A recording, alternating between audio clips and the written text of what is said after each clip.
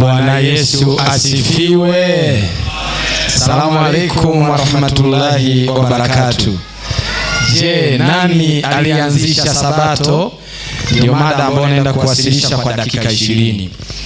Kwanza tunapaswa kuelewa kwamba sabato ni nini?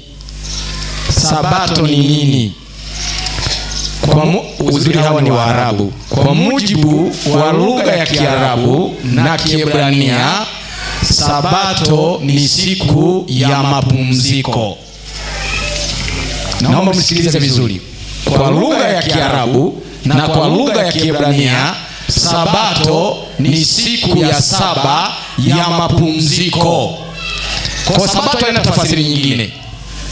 Kwa hata walimu watakapokuja kusimama ili wawaambie hii sabato ilianzishwa na nani, wawaambie kwanza maana ya sabato ni nini, kama nitakuwa kinyume.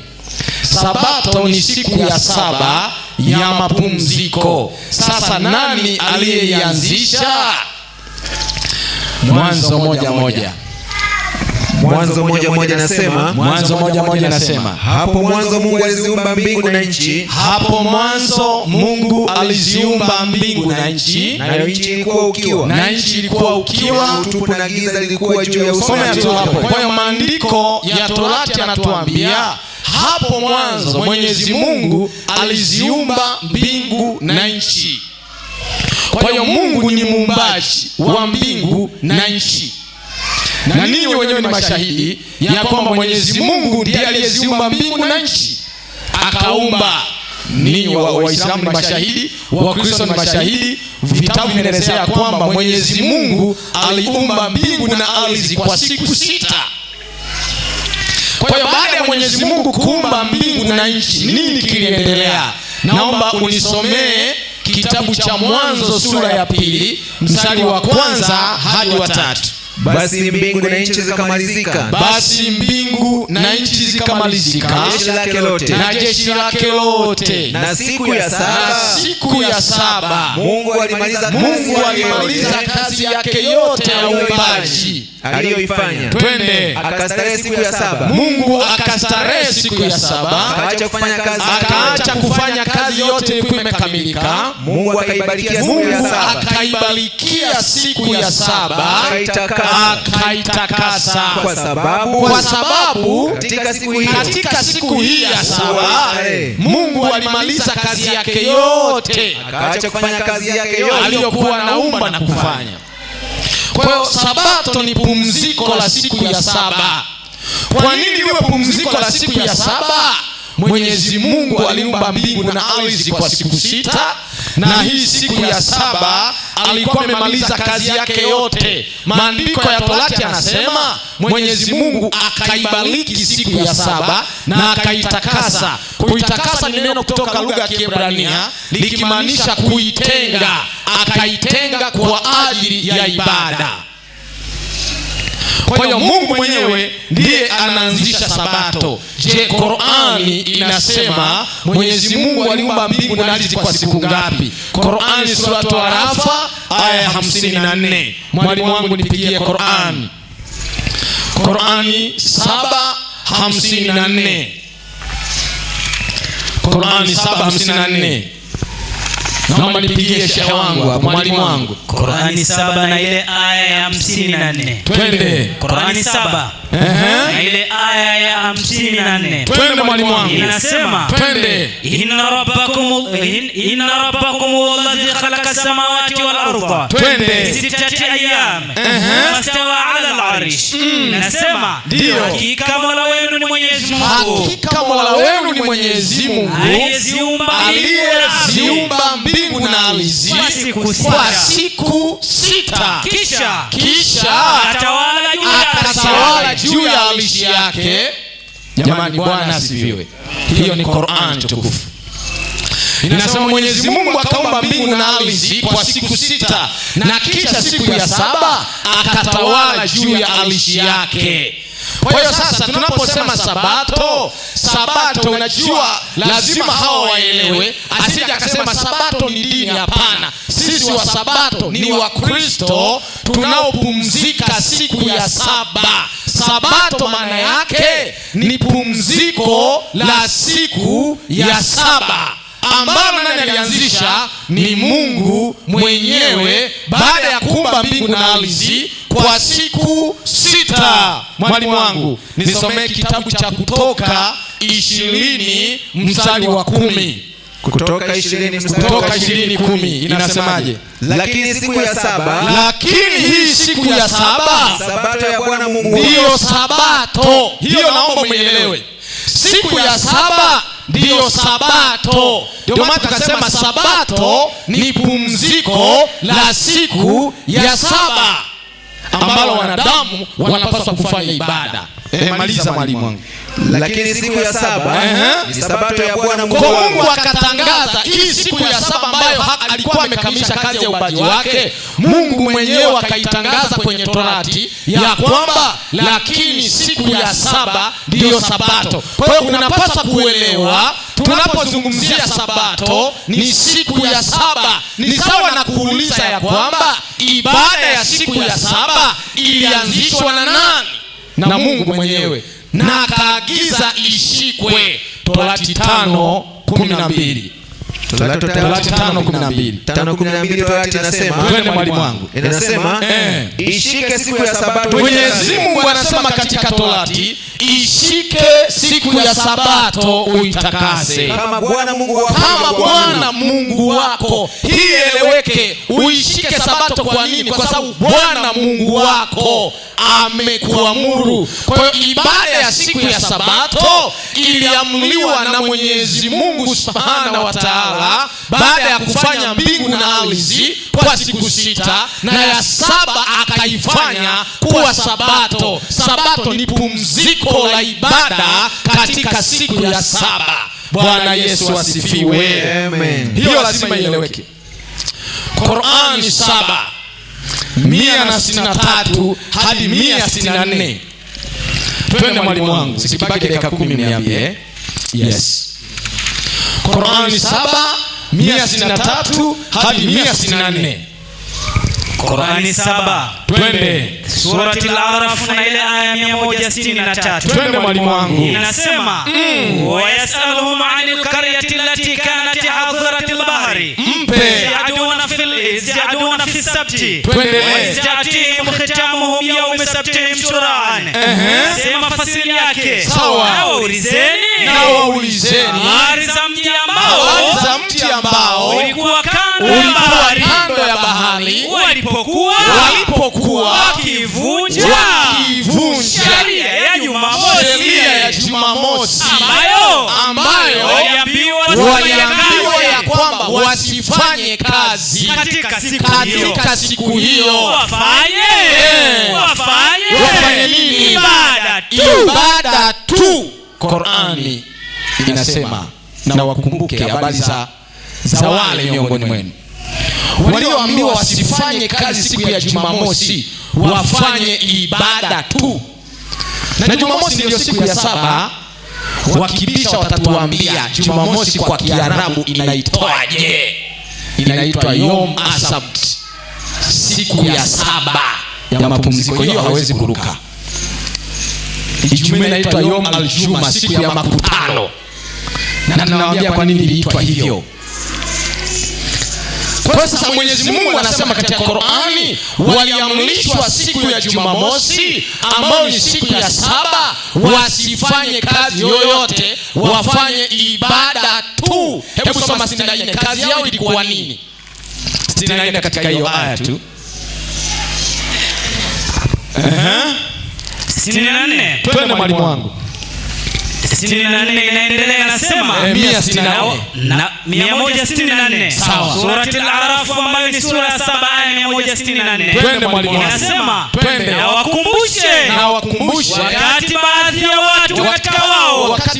ya watu katika hao waliposema kuwaonya walioivunja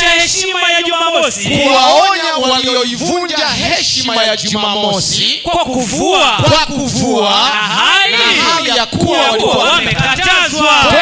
Waliposema pana faida gani kuwaonya watu ambao Mwenyezi Mungu atawaua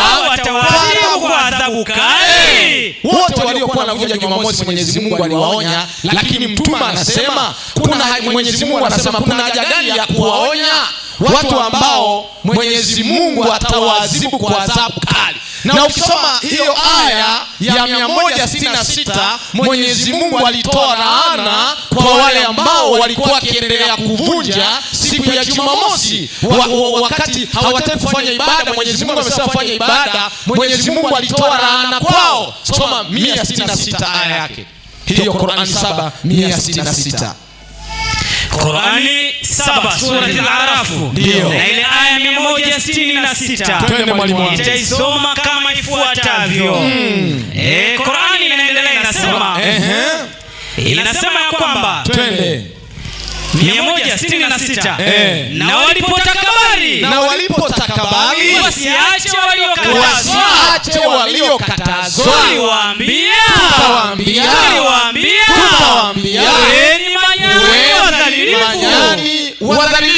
manyani wadhalilifu. Allah subhanahu wa ta'ala walipokata kuheshimu Jumamosi akawalani kwa manyani wadhalifu. Na ukisoma mwanazuoni mmoja anaitwa Sheikh Farisi aliyekuwa kadhi mkuu wa Zanzibar, hatimaye akawa kadhi mkuu wa Kenya, anasema hiyo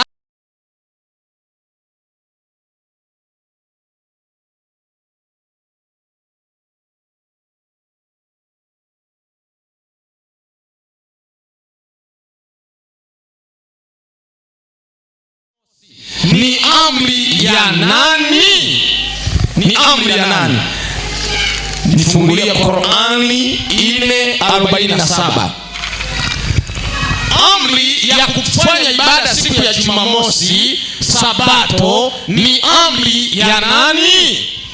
Qur'ani 4:47 Qur'ani. Na ile aya 47. Twende mwalimu wangu. Qur'ani 4 na ile aya 47 inasema ya ayyuhalladhina utul kitabu aminu bima nazzalna musaddiqan lima ma'akum min qablikum. Kisha hapo naendelea nasema fasiri yake, enyi mliopewa kitabu aminini tulioyateremsha yale yaliyo nanyi kabla hatujazigeuza nyuso zenu tukazipeleka kisogoni, au kabla ya kuwalaani kama watu waliohalifu utukufu wa Jumamosi, kama tulivyowalaani waliohalifu utukufu wa Jumamosi. Na amri ya Mwenyezi Mungu lazima kufanywa. Bwana asifiwe. Kwa mujibu wa Qur'ani, amri ya kuheshimu Jumamosi ni ya Mwenyezi Mungu Subhanahu wa Ta'ala. Tafsiri ya Barwani, Qur'ani 2:65 na 66. Zikibaki 5 niambie. Qur'ani 2:65 na 66. Tafsiri ya Barwani. Twende taratibu. Tumeshamaliza ibada ya Jumamosi Sabato, ni amri ya Allah Subhanahu wa Ta'ala. Hiyo imeisha. Sasa tunaendelea tu kuwakumbusha mengine tu wapendwa. Naomba soma Qur'ani 2:5 hadi 66. Nitaisoma kwa lugha ya peponi. Inasema walaqad alimtum allazina ihtadaw minkum fi sabti Tupe qulna lahum kunu qiradatan khasi'in. Sawa. Inasema tafsiri yake inasema katika Qur'ani chapa ya Barwani, twende. Hakika mmekwisha kuyajua ya wale miongoni mwenu walioivunja Sabato, yani siku ya mapumziko. Bwana asifiwe. Amen. Sabato ni siku ya nini? Ya mapumziko. Ni Qur'ani unasoma au Biblia? Qur'an al-Karim. Jamani, Sabato ijayo Waislamu karibuni tupumzike pamoja. Amen. Nurahibukum. Semeni inshallah. Njoni tupumzike pamoja. Hebu soma ufafanuzi wake tumsikilize huyo mwana. Ufafanuzi yake inasema, twende mwalimu. Sherehe yake pale chini inasema, Mwenyezi Mungu amefanya hali yao namna hii. Sawa. Walioifikia. Sawa. Ili iwe kama funzo. Sawa. Na onyo onyo kwa wengineo wasitende kitendo kama hiki. Mwenyezi Mungu tendo la kuwalaani kuwa manyani alifanya hivyo ili liwe funzo kwa wengine wasifanye jambo lile la kuhalifu Jumamosi. Kwa kuna mambo ambayo pasi kuyasahau. Sabato ni nini? Sabato ni pumziko la siku ya saba. Lilianzishwa na nani? Lilianzishwa na Mwenyezi Mungu baada ya kuumba mbingu na ardhi. Pale mwanzo kabisa kwa Adam na Eva, wakati wanadamu wote waliofuata hawajazaliwa. Na Mwenyezi Mungu anasema ndio hivyo. Sasa nimalizie kwa hizi dakika 5. Je, hata Yesu katika Injili, ili ni Torati tumesoma, hata Yesu katika Injili Yesu katika Injili, je, alifanya ibada siku ya Sabato? Luka 4:16 inasema, twende mwalimu wangu. Akaenda Nazareti. Yesu akaenda Nazareti, hapo alipolelewa. Na siku ya Sabato akaingia katika sinagogi kama ilivyokuwa desturi yake. Na hapa sisemi kitu sinagogi, waje kusema sinagogi ni msikiti. Hapo nitatoa elimu ya wanazuoni. Na wasubiri waingie hapo. Maana tafsiri nasema ni msikiti wa Wayahudi. Sasa hapa kama tataka maswali baadaye nitampa elimu hapo ya kutosha. Kwa Yesu mwenyewe alifanya ibada siku ya Sabato. Swali, maswahaba wa Isa bin Maryam, je, Yesu alipoondoka waliendelea kufanya vivyo hivyo? Kitabu cha Matendo ya Mitume 17 mstari wa 2 nasema, zikibaki mbili mniambie. Na Paulo kama ilivyokuwa desturi yake. Na Paulo mtume wa Mwenyezi Mungu kama ilivyokuwa desturi yake akaingia mle walimo akahojiana nao kwa maandiko Sabato 3 mfululizo, ya kwanza, ya pili, ya tatu. Paulo anazungumza nao. Wanaweza kusema huyo ni Paulo peke yake. Matendo ya Mitume 13, tuangalie wale maswahaba wengine wa Isa bin Maryam. Matendo 13 mstari wa 14. Soma 14. Nasema, twende. Inasema, lakini na wao wakatoka Perge. Wakafika kati ya nchi.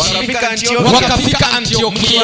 Hawa ni maswahaba wa Yesu. Wakafika Pisidia. Wakaingia katika sinagogi siku ya Sabato. Hao ni maswahaba wa Isa bin Maryam. Soma na mstari wa 42 hadi 45. 42 inasema, twende. Inasema, ndio. Na walipokuwa wakitoka wakawasiwaambia maneno hayo. Sabato ya pili. Komea tu hapo. Huo ndio kweli.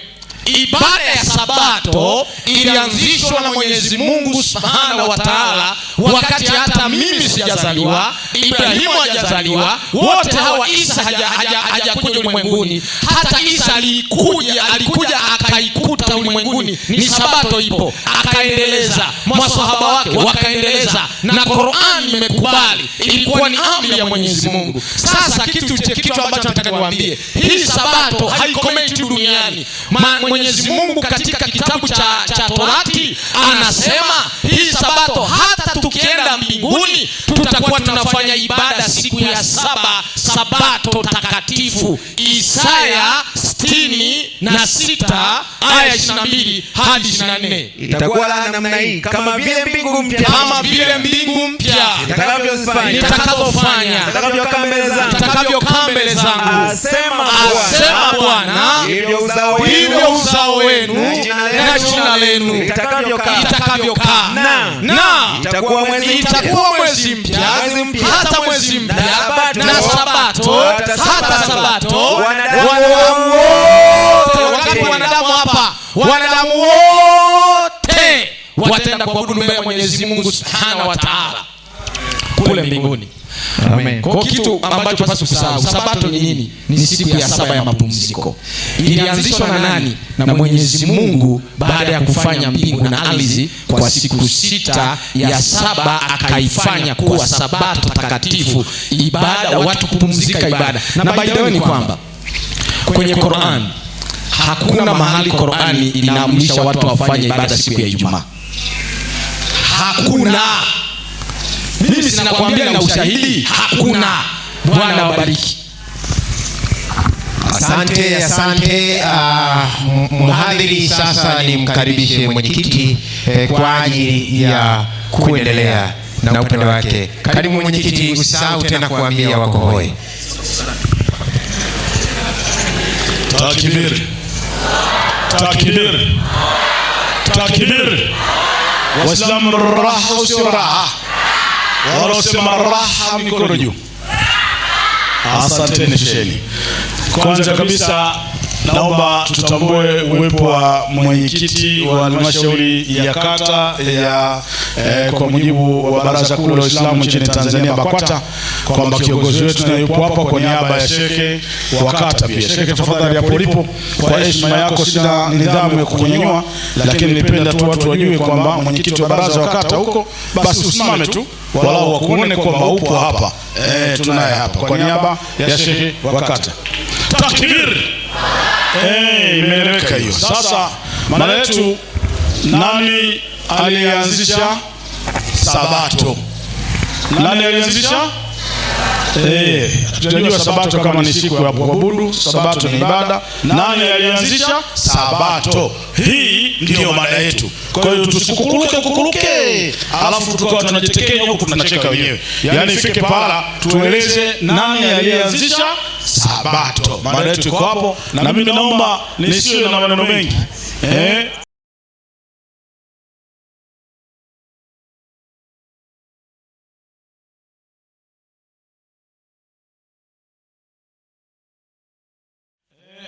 Sheikh Suleiman Bogo, mwalimu sio mwalimu wa Sunday, sio mwalimu wa usiku.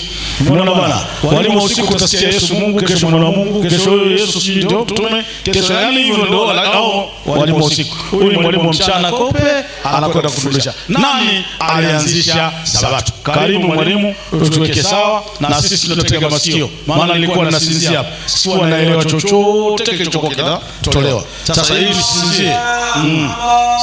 Sallallahu alayhi wasallam. Allahu akbar. Sharifu Firdausi tuko naye hapa, katoka Dar es Salaam hasa kule katika kituo chake, kaacha leo siku yake ya dua muhimu sana, tunashiriki naye katika mdahalo huu. Alhamdulillah, Mwenyezi Mungu akulipe Sheikh. Assalamu alaykum wa rahmatullahi wa barakatuh. Alhamdulillah wassalatu wassalamu ala ashrafil anbiya'i wal mursalin, amma ba'd.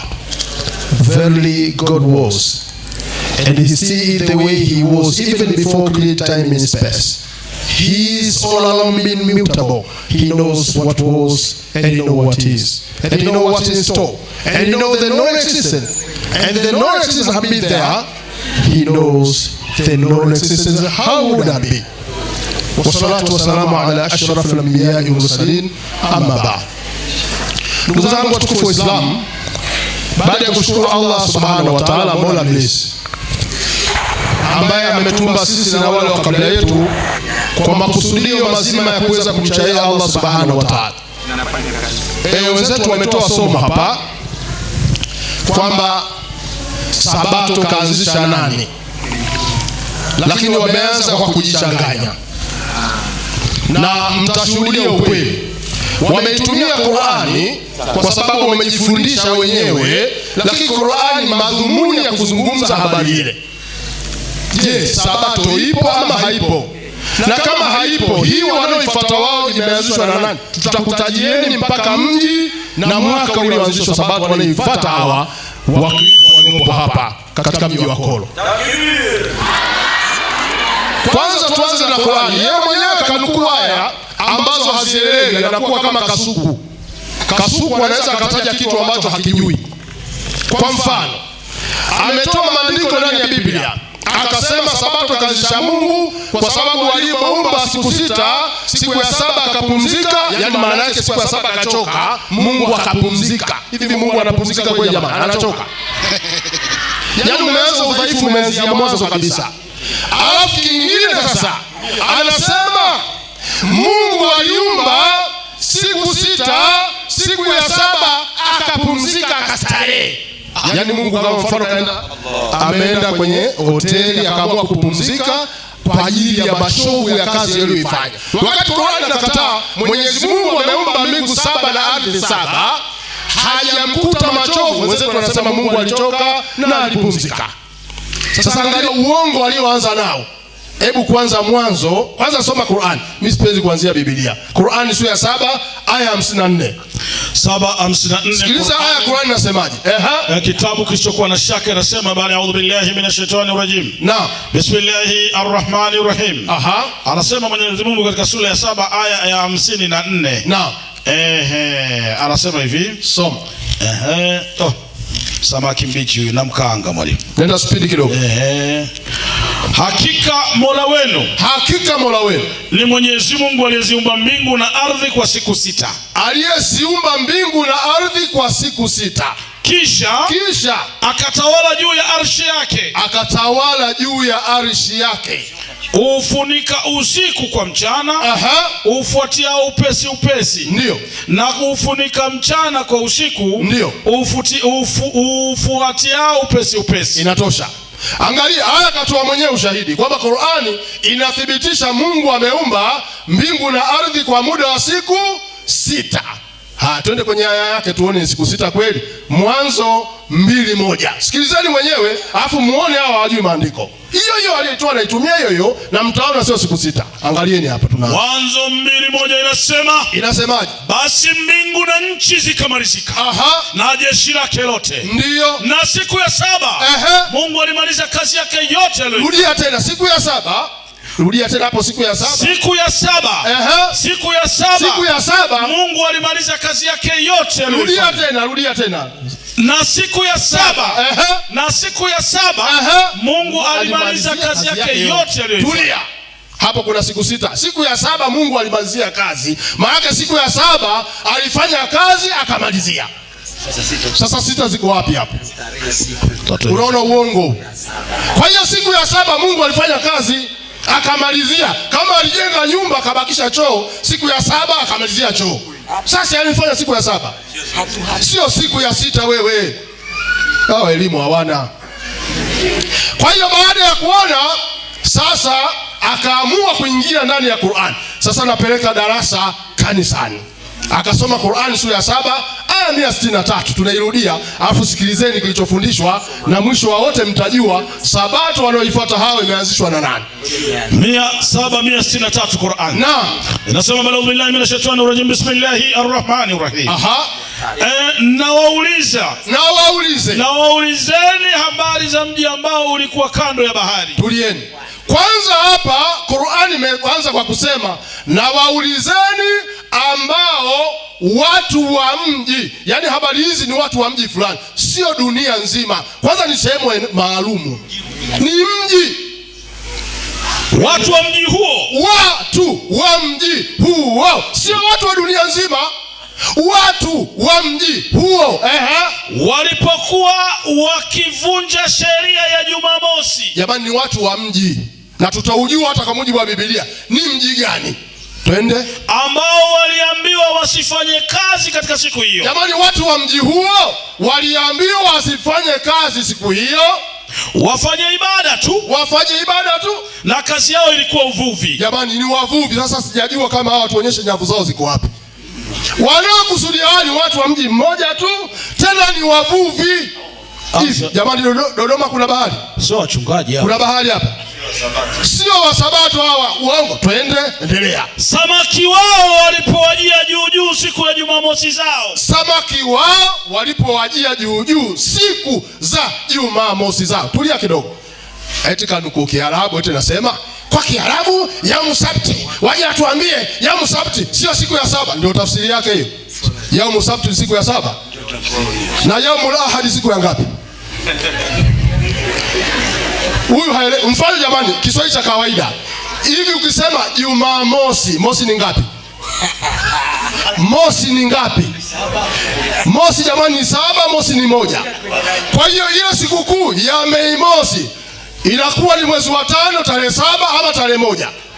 Hawa na akili kweli hao?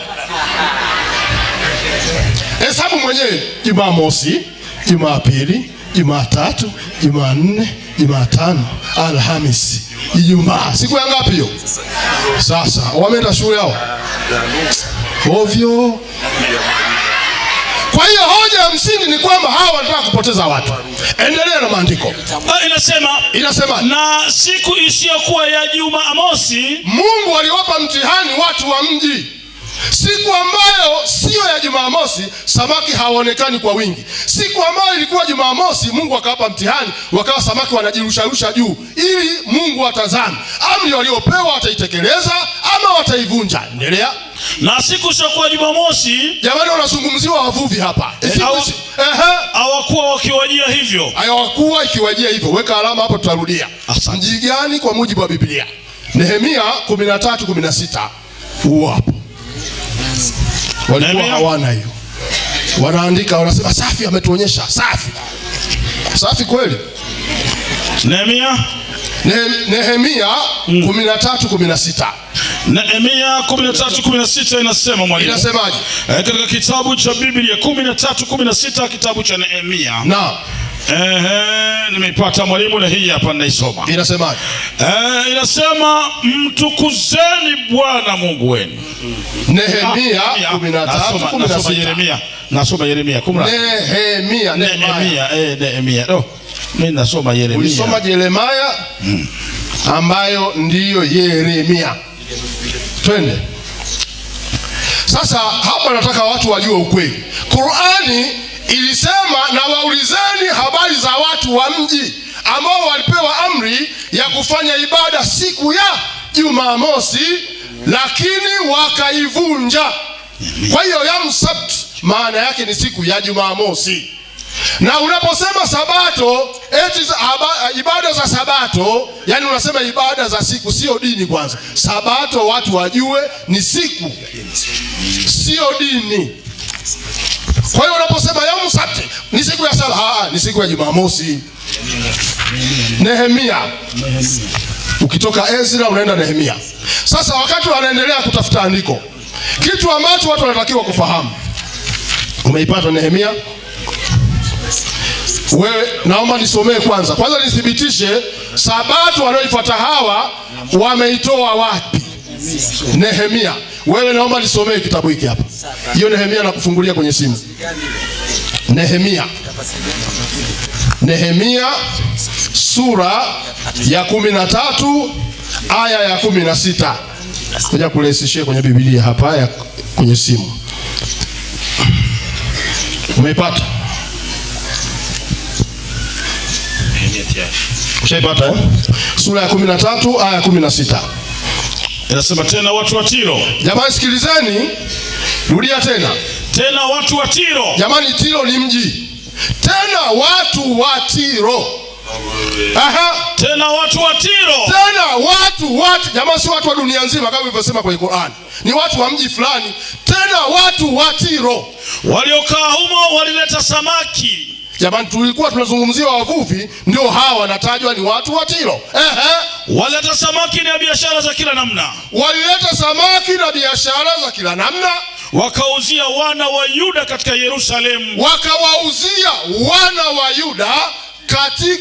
Yerusalemu. Siku ya Sabato.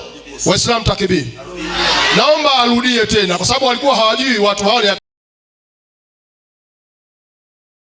viwanja wakajifanya wa Sabato, hali ya kuwa hata uvuvi hata bahari hawajui. Rudia. Tena watu wa Tiro. Waliokaa humo walileta samaki. Na biashara za kila namna. Wakawauzia wana wa Yuda katika Yerusalemu. Siku ya nini? Siku ya nini? Ya Sabato. Ni watu wa mji fulani tu, wanajipendekeza tu hao. Yaani mfano leo wewe uko Tanzania afu unasema ni Manchester, wakati wenyewe hata wana mpango na hela hawakujui. Wanajipendekeza tu hao. Maliza hapo kidogo. Au umefunika? Umefunika hapo. Umefunika. Acha. Naomba nisomee kitabu cha Cheche za Uasi. Ukurasa wa 28. Soma hapo. Sikilizeni sasa, hawa Sabato wameitoa wapi? Na wakija wakadushe. Kitabu cha Zawasi ukurasa wa 28 inasema Wasabato. Nani Wasabato? Jamaa tunaulizwa kitabu cha kanisa hicho. Nani Wasabato? Wasabato ni dhehebu lililoanzishwa na nani? Na mama mmoja aitwaye nani? E.G. White. Ellen Gabriel White. Wapi? Katika mji wa Michigan. Uko Amerika. Na mwaka 1845. Yaani hao ujanja wao wote wameanzishiwa dini na mwanamke. Hao hapo.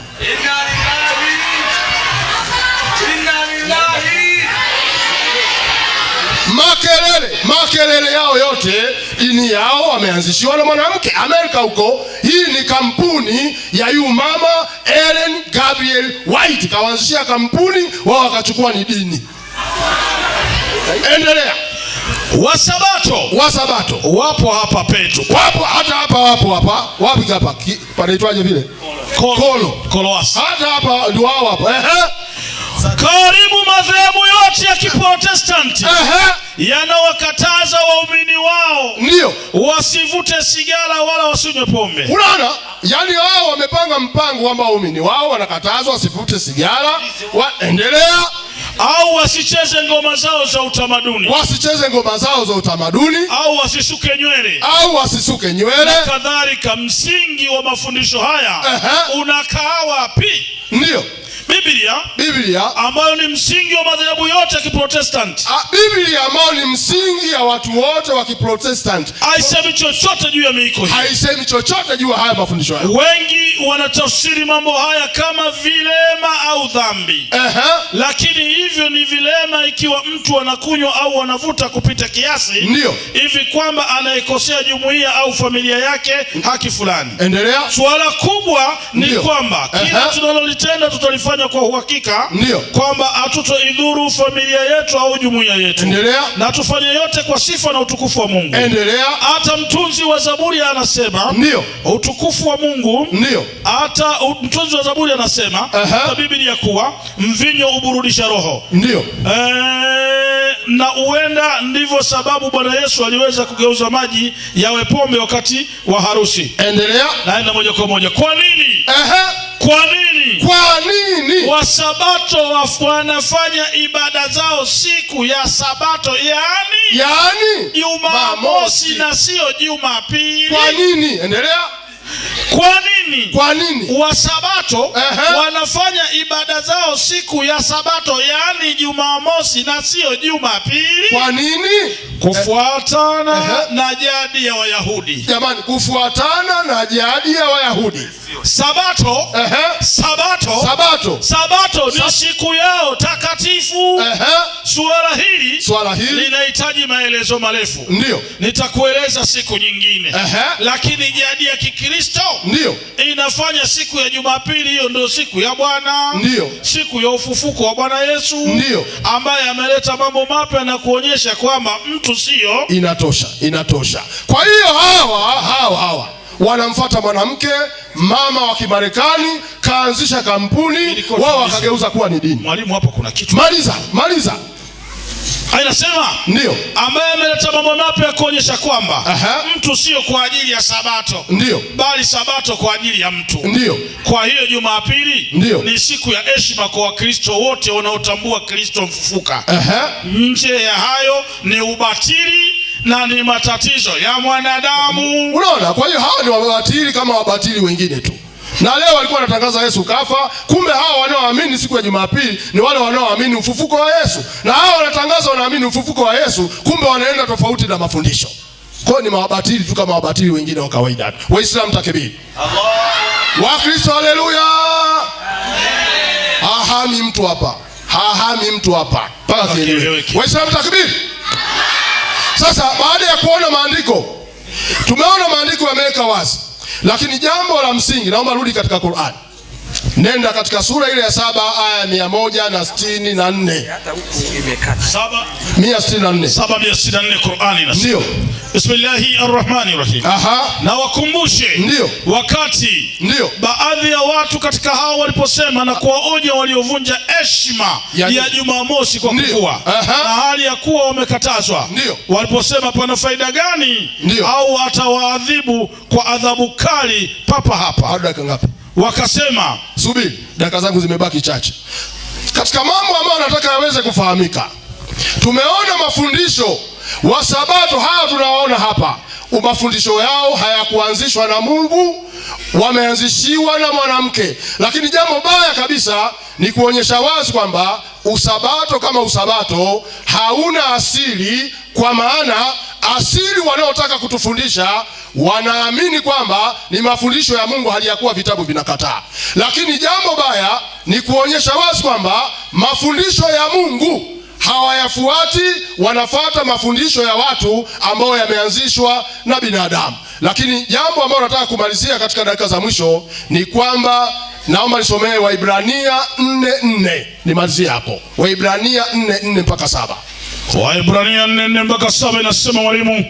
Alisema ndani ya Qur'ani hakuna aya inayosema siku ya Ijumaa ni siku ya ibada, na kutajia kabla haijasoma sura ya 62 aya ya 9. Sura ya 62 aya ya 9, idha nudiya liswalati min yaumil jumaa, surati Ijumaa. Kwa hiyo naomba kwanza tusome hapa, maana muda umeisha, ndio maana nimeinukuu tu, tutakuja kusherehesha baadaye. Soma hiyo. Ninasema Waibrania, kwa maana ameinena siku ya 7 mahali fulani fulani. Kwa maana ameinena siku ya 7 mahali fulani fulani. Mungu alistarehe siku ya 7. Mungu alistarehe siku ya 7. Akaziacha kazi zake zote. Akaziacha kazi zake zote. Na hapo napo hawataingia rahani mwangu. Endelea. Basi kwa kuwa neno hili limebaki kwamba wako watu watakaoingia humo. Endelea. Na wale waliohubiriwa habari ile zamani walikosa kuingia. Endelea. Kwa sababu ya kuasi kwao. Kwa sababu ya kuasi kwao. Aweka tena siku fulani. Jamani, aweka tena siku fulani. Kwa hiyo ile ya kwanza imeachwa. Aweka tena siku fulani. Twende. Akisema katika Daudi, ndio baada ya muda mwingi namna hii. Subiri. Kwa hiyo kwa mujibu wa mafundisho ya Biblia, siku ambao wametajiwa ikaachwa, aweka tena siku fulani. Qur'ani sura 62 aya ya 9, surati Ijumaa. Kwa hiyo siku ya tena iliyowekwa tena ni siku gani? Qur'ani inaita majibu. 62 9 Qur'ani inasema surati Ijumaa. Bismillahirrahmanirrahim. Enyi mlioamini. Jamani, kila aliyeamini mkono juu. Kukiadhiniwa kwa ajili ya sala. Sawa, siku ya Ijumaa. Siku ya Ijumaa. Nendeni upesi kumtaja Mwenyezi Mungu. Na acheni biashara. Endelea. Kwa kufanya hivyo bora kwenu, ikiwa mnajua hivi basi fanyeni. Huyu kijana alisema ikitoka andiko siku ya Ijumaa ni siku ya ibada na batizwa. Njoo tukusilimishe sasa. Si usema hamna haya, sio hapa. Sallallahu ala Muhammad. Waislamu takbir. Mnapata raha, mpati raha. Na ndio maana nikasema namleta kwenu mwalimu, sio mwalimu wa usiku, mwalimu wa mchana kweupe, hana kigeugeu. Hivi mmemsikia mwalimu wetu tangu tumemleta hapa, kashasema tena Yesu Mungu au mwana wa Mungu. Hawezi kujichanganya hata siku moja, na Qur'ani hajichanganye kwa mtindo huo. Vitabu inavyotaka, na bila shaka nyinyi ndio imebaki kwenu, mtakuwa mmejua Sabato ni nini. Na kama bado hamjaelewa, walimu wanakuja tena kuweka sawa majabu haya kwa wakati huu. Sasa mwenyekiti mwenza, karibu sana. Jamani, Bwana Yesu asifiwe. Amen. Assalamu alaikum. Tarudia maneno yangu. Unapoketi hapa, tumia akili zako, kaa kwa utulivu, usifanye mambo ya kushabikia. Katikati ya uongo, ukweli unaonekana. Wewe ndio mwenye chujio na utafanya maamuzi. Sasa nimkaribishe mhadhiri kwa ajili ya kuzungumza. Niliahidi kama kuna andiko Ijumaa ni siku ya mapumziko kwa ibada nitasilimu. Niliahidi hivyo. Sasa mwalimu wangu kachomeka vitu ambavyo viko kwenye aya 62 Qur'ani 9. Hiyo aliyoisoma anza nayo ni 10. Yeah. Hiyo aliyosoma anza nayo Qur'ani 62:9. Niwaonyeshe sasa mambo ambayo hajayasema pale. Qur'ani 62. Twende. Na ile aya ya 9 inasema, twende mwalimu. Ya ayyuhalladhina amanu idha nudiya lis-salati min yawm al-jum'ah fas'au ila dhikrillahi wa zarul bay'a dhalikum khairun lakum in kuntum ta'lamun. Sawa. Inasema, tupe tafasiri. Enyi mlioamini, kukiadhiniwa kwa ajili ya sala siku ya Ijumaa, nendeni upesi kumtaja Mwenyezi Mungu. Ndio. Na acheni biashara. Sasa mimi niwaulizeni, ukiambiwa acha biashara, ulikuwa kwenye biashara au haukuwa kwenye biashara? Ulikuwa kwenye biashara, azana inasikika, acha biashara, na sala ikiisha Qur'ani inasema nendeni mkafanye shughuli zenu. Sio siku ya mapumziko. Soma ufafanuzi wake tu mwalimu wangu. Fafanuzi yake inasema, ndio. Ishara ya 9 pamoja na ya 10. Twende. Inasema siku ya Ijumaa haikatazwi kufanya kazi kinyume cha wanavyodhani hawa. Wanaambiwa ukifika wakati wa kusali ukifika wakati wa kusali wende wakasali. Sio wasifanye kazi kutwa. Si unaona amekuja kudanganya watu hapa. Hata Qur'ani hajasoma vizuri. Inaendelea. Sasa komea tu hapo mwalimu. Sasa basi Ijumaa ni ya kazi na sala kama siku zingine wanazosali misikitini. Siku ya mapumziko ni ipi? Qur'ani 7:63. Na uongo aliyosema akasema Yom Sabti ni siku ya 7, sio ya mapumziko. Na ukanusha uongo huu kwa maandiko ya Qur'ani. Qur'ani 7:63. Qur'ani 7:163 inasema, twende mwalimu wangu. Wa yas'aluhum 'anil qaryati allati kanat hadiratil bahr yas'aluna fi sabti wa istatihim hitanuhum yawm sabtihim shura'an. Siri yake inasema, na waulize habari za mji uliokuwa kando ya bahari wakivunja sabato Jumamosi ya mapumziko. Hapo alivaa miwani ambao hakuona hapo. Kajifanya amevaa miwani ambao hakuona hilo andiko. Na mimi nikasema, unajua akasema eti sabato ilianzishwa na Ellen G. White mwaka 1884. Na mimi niwaulizeni, wewe ukiulizwa hapa Kolo sabato ilikuja kuanzishwa na nani? Mtasema na kunguru. Sio kwamba haikuwepo.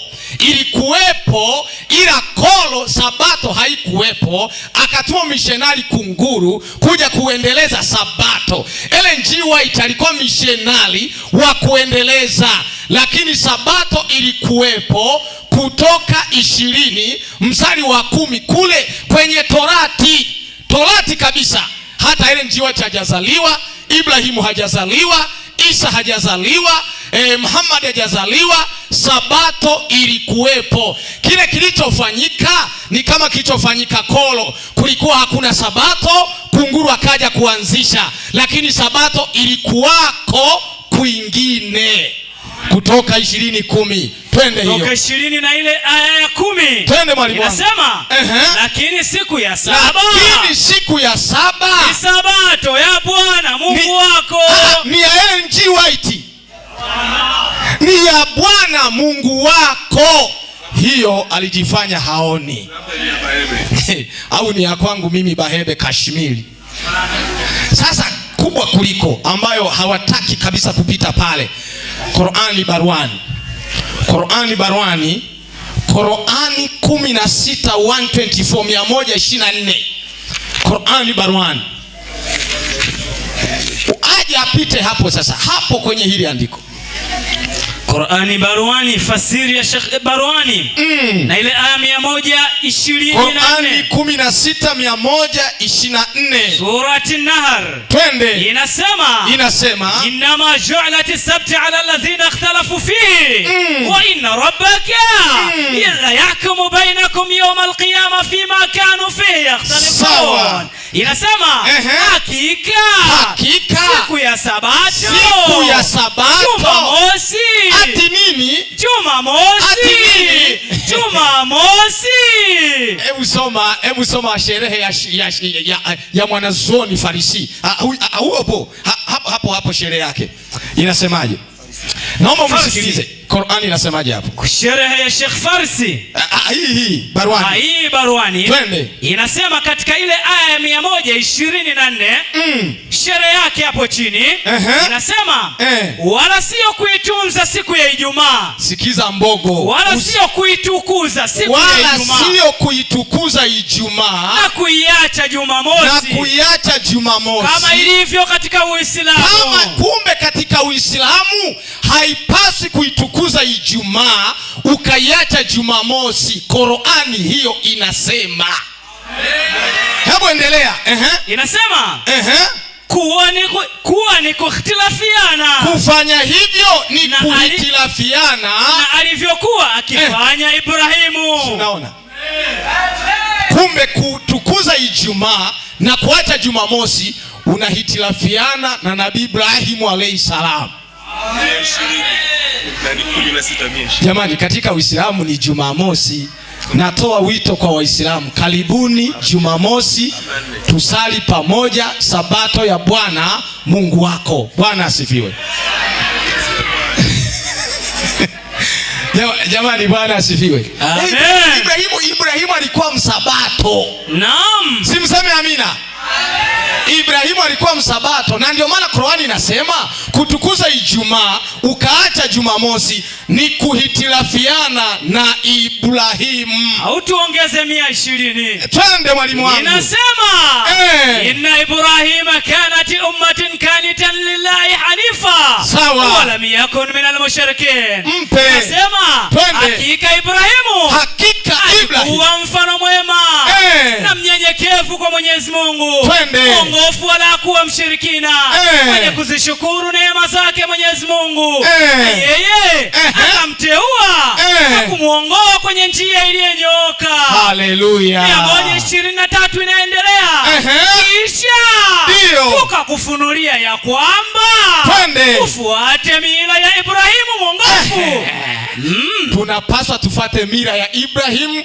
Mila ya Ibrahimu Qur'ani inasemaje? Ni kutukuza Jumamosi na sio Ijumaa. Maliza. Tumalize 124. Twende. Hakika siku ya Sabato.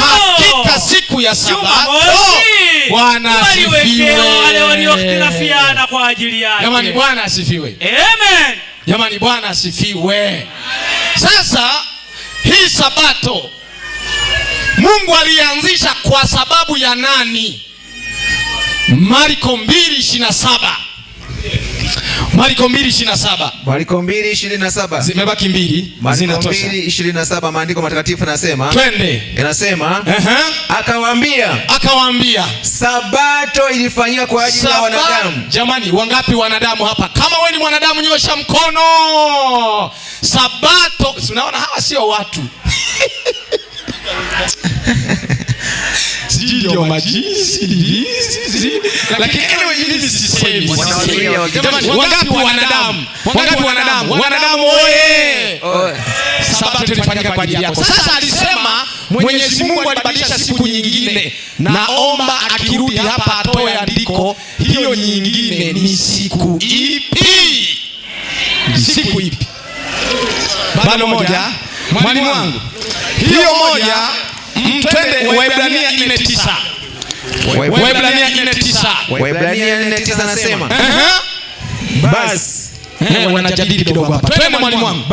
Basi imesalia la ya Sabato kwa watu wa Mungu. Wangapi watu wa Mwenyezi Mungu hapa? Watu wa Mwenyezi Mungu mikono. Sabato ni kwa watu wa Mungu. Sasa wengine wanaokataa Sabato sijui ni wanani, mimi sijui. Kama watu wa Mungu ni Sabato wanatunza, Hawa wanaokata sabato ni watu wa nani? Jamani, takbir. Jamani, sabato inakuhusu kila mmoja. Mungu awabariki. Bwana Yesu asifiwe. Haya, mwenyekiti ananiambia yuko tayari hapa kwa ajili ya kuwanyanyua wahadhiri. Kwako mwenyekiti. Asante. Takbir. Takbir. Namleta profesa dakika 10 anasafisha hapa anaweka sawa. Sabato. Nani mwanzishi wa sabato? Assalamu alaykum wa rahmatullahi wa barakatuh. Unajua mimi kila nikikaa huwa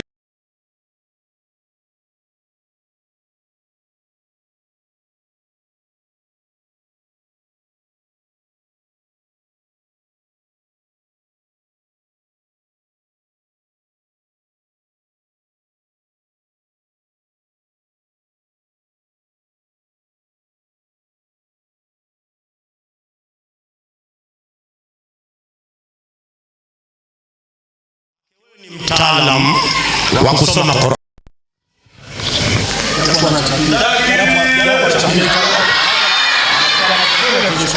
Mpe huyo.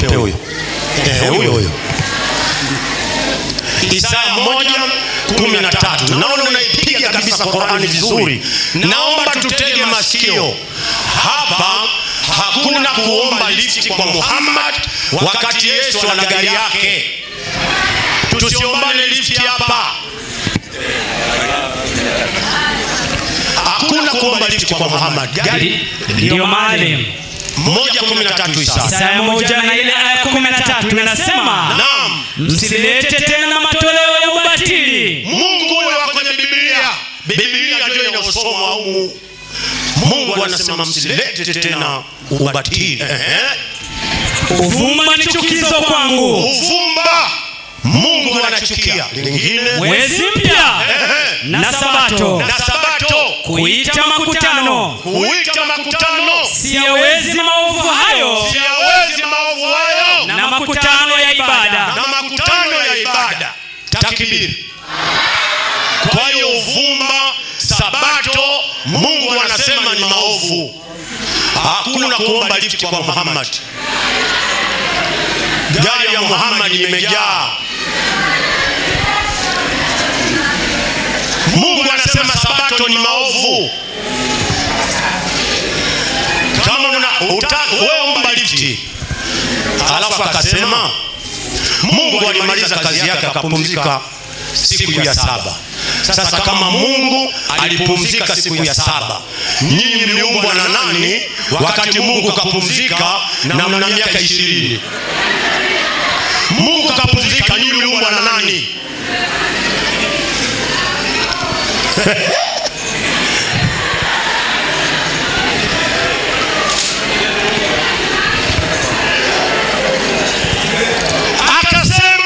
Akakubali kwamba mwanamke Magdalene Helen White yeye kweli kaanzisha kwa sababu ilikuwepo.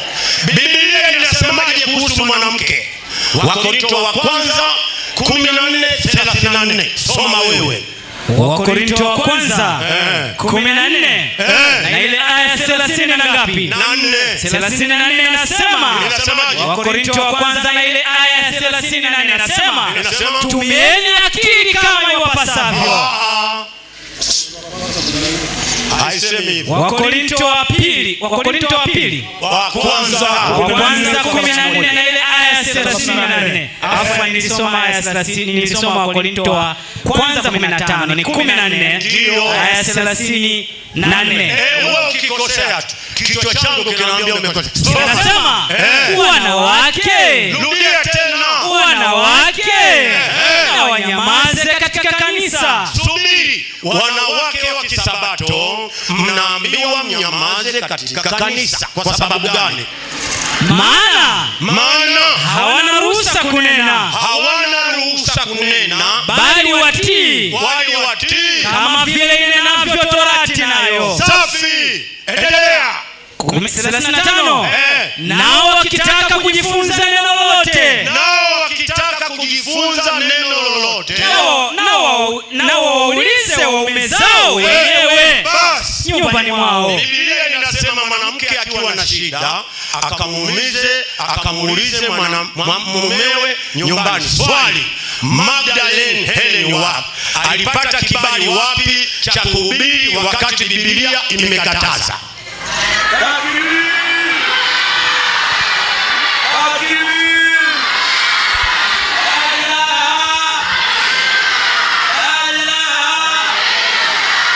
Akasema Sabato ni siku ya kupumzika wa Kristo. Uongo. Mungu wa kwenye Qur'an hajasema Sabato ni siku ya kupumzika watu wote. Uongo.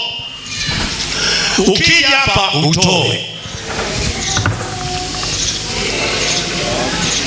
Akasema, mimi namnukuu, nataka kumalizia tu. Mimi wala sipumziki. Akasema hivi, kuna mtume anaitwa Paulo naye alithibitisha Sabato. Wewe aliyekwambia mtume Paulo ni mtume nani? Katumwa na nani? 12 Mathayo. Soma wewe hapo. Mathayo 10 na ule mstari wa 2 unasema, na majina ya hao mitume 12 ni haya. Endelea. Wa kwanza Simoni aitwaye Petro. Andrea nduguye. Wa pili Yakobo na Zebedayo. Wa tatu na Yohana nduguye. 4 Filipo na Bartholomayo.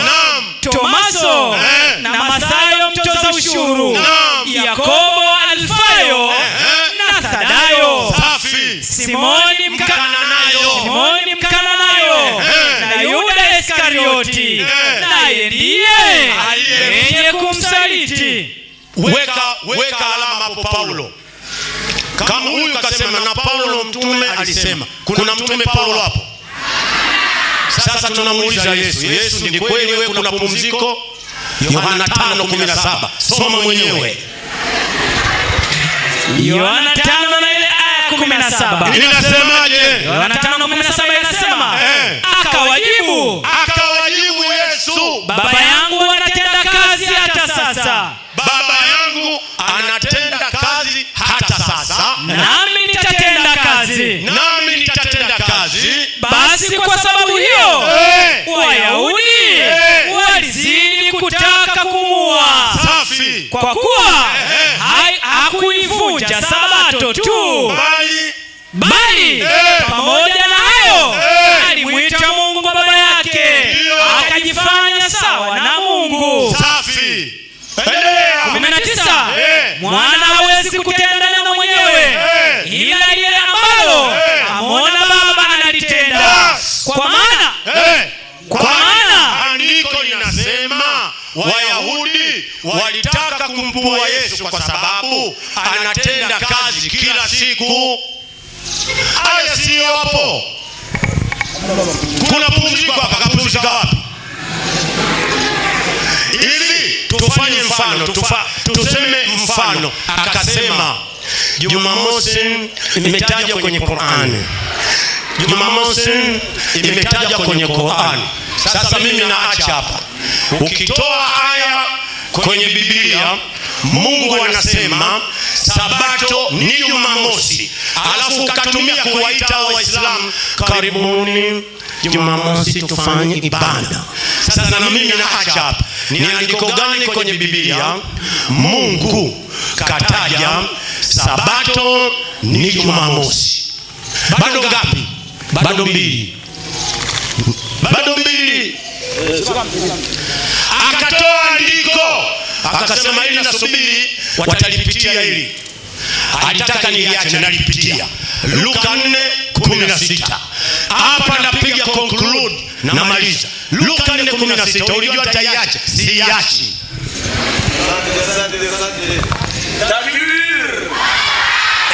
Eti aliniogopesha nisitoe. Mimi naogopaga mtu. 4:16 Luka inasema akaenda Nazareti, hapo alipolelewa. Akaenda Nazareti eti Yesu hapo walipolelewa na siku ya Sabato. Tulia hapo. Naomba wa Sabato na Waislamu sikilizeni. Na siku ya Sabato. Endelea. Akaingia katika sinagogi kama ilivyokuwa desturi yake. Bas. Akaingia kwenye sinagogi kama ilivyokuwa desturi yake. Hapa akaficha, hakutafsiri maana sinagogi, yani nyinyi msijue. Nenda nyuma ya Biblia tafsiri. Sinagogi aliyoingia Yesu. Ukurasa 1282. Na nyinyi fatisheni. Inasema ukurasa 1228. Inasema katika neno sinagogi maana yake ni msikiti wa Wayahudi. Wewe rudia tena. Nipe mimi. Sio unaangalia ya kwako. Soma hiyo. Ukurasa 1229. Sinagogi ni nini? Sinagogi msikiti wa Wayahudi. Bas. Jamani ni Biblia. Warangi wakiingia kanisani wanakuwa dini gani? Warangi wakiingia kanisani wanakuwa dini gani? Kwa Kristo. Warangi wakiingia msikitini wanakuwa dini gani? Wayahudi wameingia msikitini wamekuwa dini gani? Waislamu. Yesu akaingia msikitini siku ya Sabato akawa dini gani? Kwa nini nyinyi Sabato mnaingia kanisani wakati Yesu kaingia msikitini? Tena sio kaingia tu akafanya ibada. Tulia kwanza, mimi nimeweka pending. Bado ngapi? Salamu alaykum. Wa alaykum salaam. Sallallahu alayhi wasallam. Waislamu takbir. Waislamu kunja ngumi. Hebu zungusha mkono wako, zungusha nikuone. Kurekebisha kwa tena na tena. Takbir. Allahu Takbir. Allahu Akbar. Subutu amin hapa mpaka kieleweke. Inshallah kwa wakati huu sasa napeleka kwa mwenyekiti mwenza. Ni wakati wa maswali sasa. Wakati wa maswali, karibu. Haya jamani, Bwana Yesu asifiwe. Naam. Sasa ni wakati wa maswali. Swali litaulizwa kwa dakika 3 na majibu yatatolewa dakika 5. Endelea kuchuja. Usije ukachangilia hapa na ukajisahau kwamba umekuja kujifunza. Kwa hiyo chukua yale yanayozungumzwa yaliyo ya kweli na ya haki kwa mujibu wa mafundisho. Haya, namleta kwenu mhadhiri.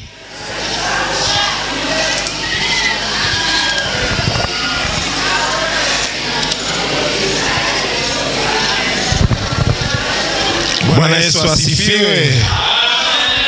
Jamani, katika elimu bila shaka nyinyi wenyewe mnaona tuko hapa kwa lengo la kufundisha, na kufundisha tunafundisha ukweli kwa sababu ukweli sisi tunao, na hiki ndicho ambacho kiko kwenye maandiko na mambo haya ni ya kiroho.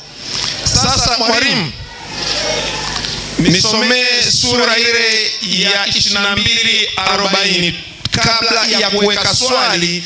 Tusawazishe kwamba ukweli uko wapi, hali ya hewa ikae sawa. 22:40 mwalimu amesema kwamba sinagogi ni msikiti na wanaosali kwenye sinagogi ni Waislamu. Sasa kabla ya kwenda kwenye 22:40, Hebu twende kwenye 5:82 kwanza. Hebu tuone. Na wanaosali kwenye sinagogi limetajwa ni sinagogi la Wayahudi, na Wayahudi kwa maana yake hivyo ni kusema kwamba kwa mujibu wa mwalimu Wayahudi ni Waislamu. Hebu twende mwalimu.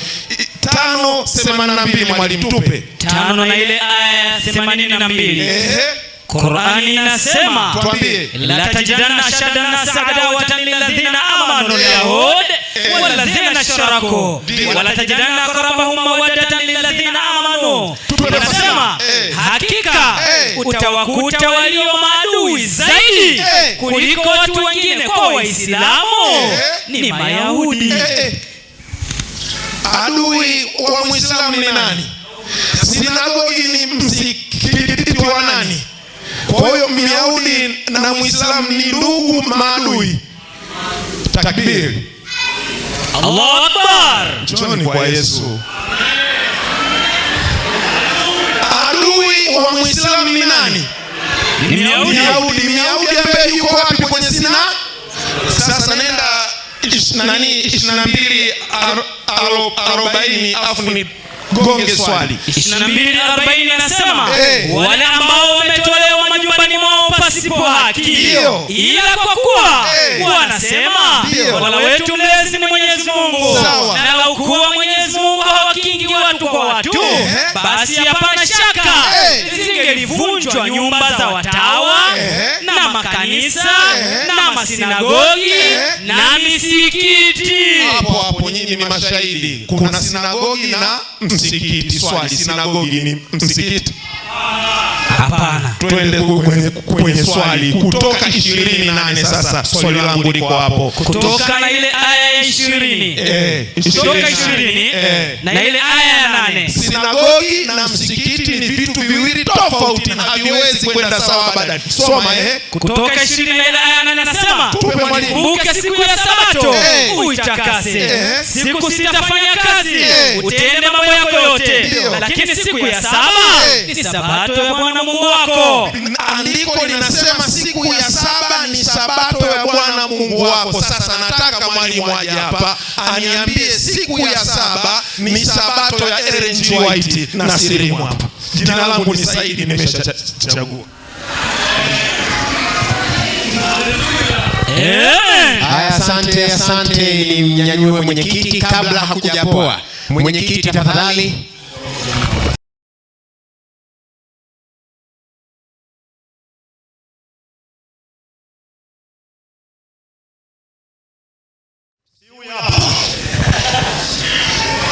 Huyu aliyetoa andiko Yesu kaingia kwenye sinagogi ni huyu. Huyu ndio aliyetoa.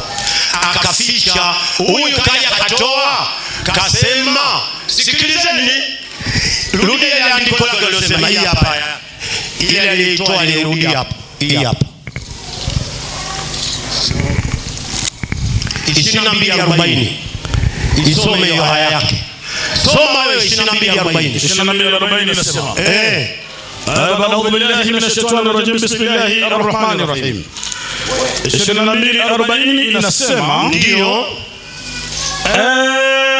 22:40 ndio inasema hivi, ambao wametolewa majumbani ndio nini mwapasi haki ila kwa sababu wanasema Mola wetu ni Mwenyezi Mungu. Na kama Mwenyezi Mungu angeliwakinga, asingeliwakinga watu baadhi yao kwa wengine, bila shaka yangelivunjwa mahekalu na makanisa na nyumba zingine za ibada na msikiti ambapo jina la Mwenyezi Mungu linatajwa humo wingi. Umeona, mimi nikaja hapa nikasema Yesu aliingia kwenye sinagogi. Nimenukuu, sijasema mimi. Wewe sasa unampinga huyu aliyekuja kusema Yesu aliingia kwenye sinagogi siku ya Sabato. Biblia ndio imesema sinagogi ni msikiti. Mpe asome mwenyewe. Mpelekee hapa. Anajua Biblia nayo pale. Mpe asome mwenyewe. Unataka kukataa Biblia yako leo? Unakataa Biblia yako? Unakataa Biblia yako? Soma hilo neno la hapo juu. Hapo juu hilo lilopigiwa mstari. Maelezo kwenye Biblia takatifu. Soma. Maelezo ya maneno. Naam. Inasema sinagogi ni nini? Maana yake ni msikiti wa Wayahudi. Nimesema mimi au Biblia? Maelezo ya maneno yako katika kitabu gani? Yako katika Biblia kwenye fafanuzi nyuma. Takbir. Kwa hiyo Biblia iliyoandikwa kwa Roho Mtakatifu inafafanua kwamba sinagogi ni nini. Hamtaki kujibu. Nirudishie Biblia yangu. Asharudisha mwalimu zamani. Umesharudisha. Kwa hiyo huyu hapa akasema Mayahudi na Waislamu ni maadui. Kwani wewe utaki kuelewa? Laiti ungeelewa hii haya usingeileta. Yesu alikuwa ni Myahudi lakini aliingia katika msikiti. Hivi Yesu anaweza kuwa ni adui? Na kuulizeni nyinyi, Yesu anaweza kuwa ni adui? Jibu swali unaloulizwa. Narudia Kutoka 28 akasema hii aya, naomba aya, Biblia nini, Sabato imeanzishwa na E.G. White. Aliyetoa ni huyu, kwamba G. White alianzisha. Ndugu yako akaja akathibitisha kwamba huyu mama ni kweli yeye ndiyo aliyekuja kuthibitisha usabato. Sasa unaniuliza mimi tena wakati jamaa yako kathibitisha? Huyu jamaa vipi huyu? Mimi nilizani wewe utakataa kwamba huyu mwanamke hajaanzisha sabato. Mimi nilizani wewe utakataa. Leo mnalo hilo. Leo na bado ngapi? Bado moja. Hapa tunachotaka tuelewane.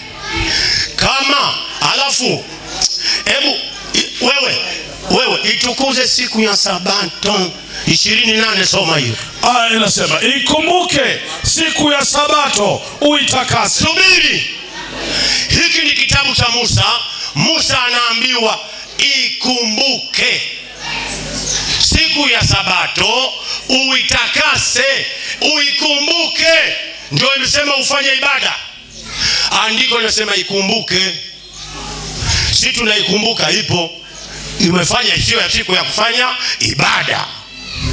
Hapa Musa anaambiwa akumbuke, sio afanye ibada. Rudia tena. Ikumbuke siku ya Sabato, siku ya Sabato uitakase. Bas, ikumbukeni muitakase. Mmeambiwa mfanye ibada. Salamu alaykum. Wa salamu. Muhammad sallallahu alayhi wasallam. Waislam takbir. Wakristo haleluya. Wakristo haleluya. Bwana mchangamke na nyinyi mpaka useme kiroho kidogo ndio mchangamka namna gani?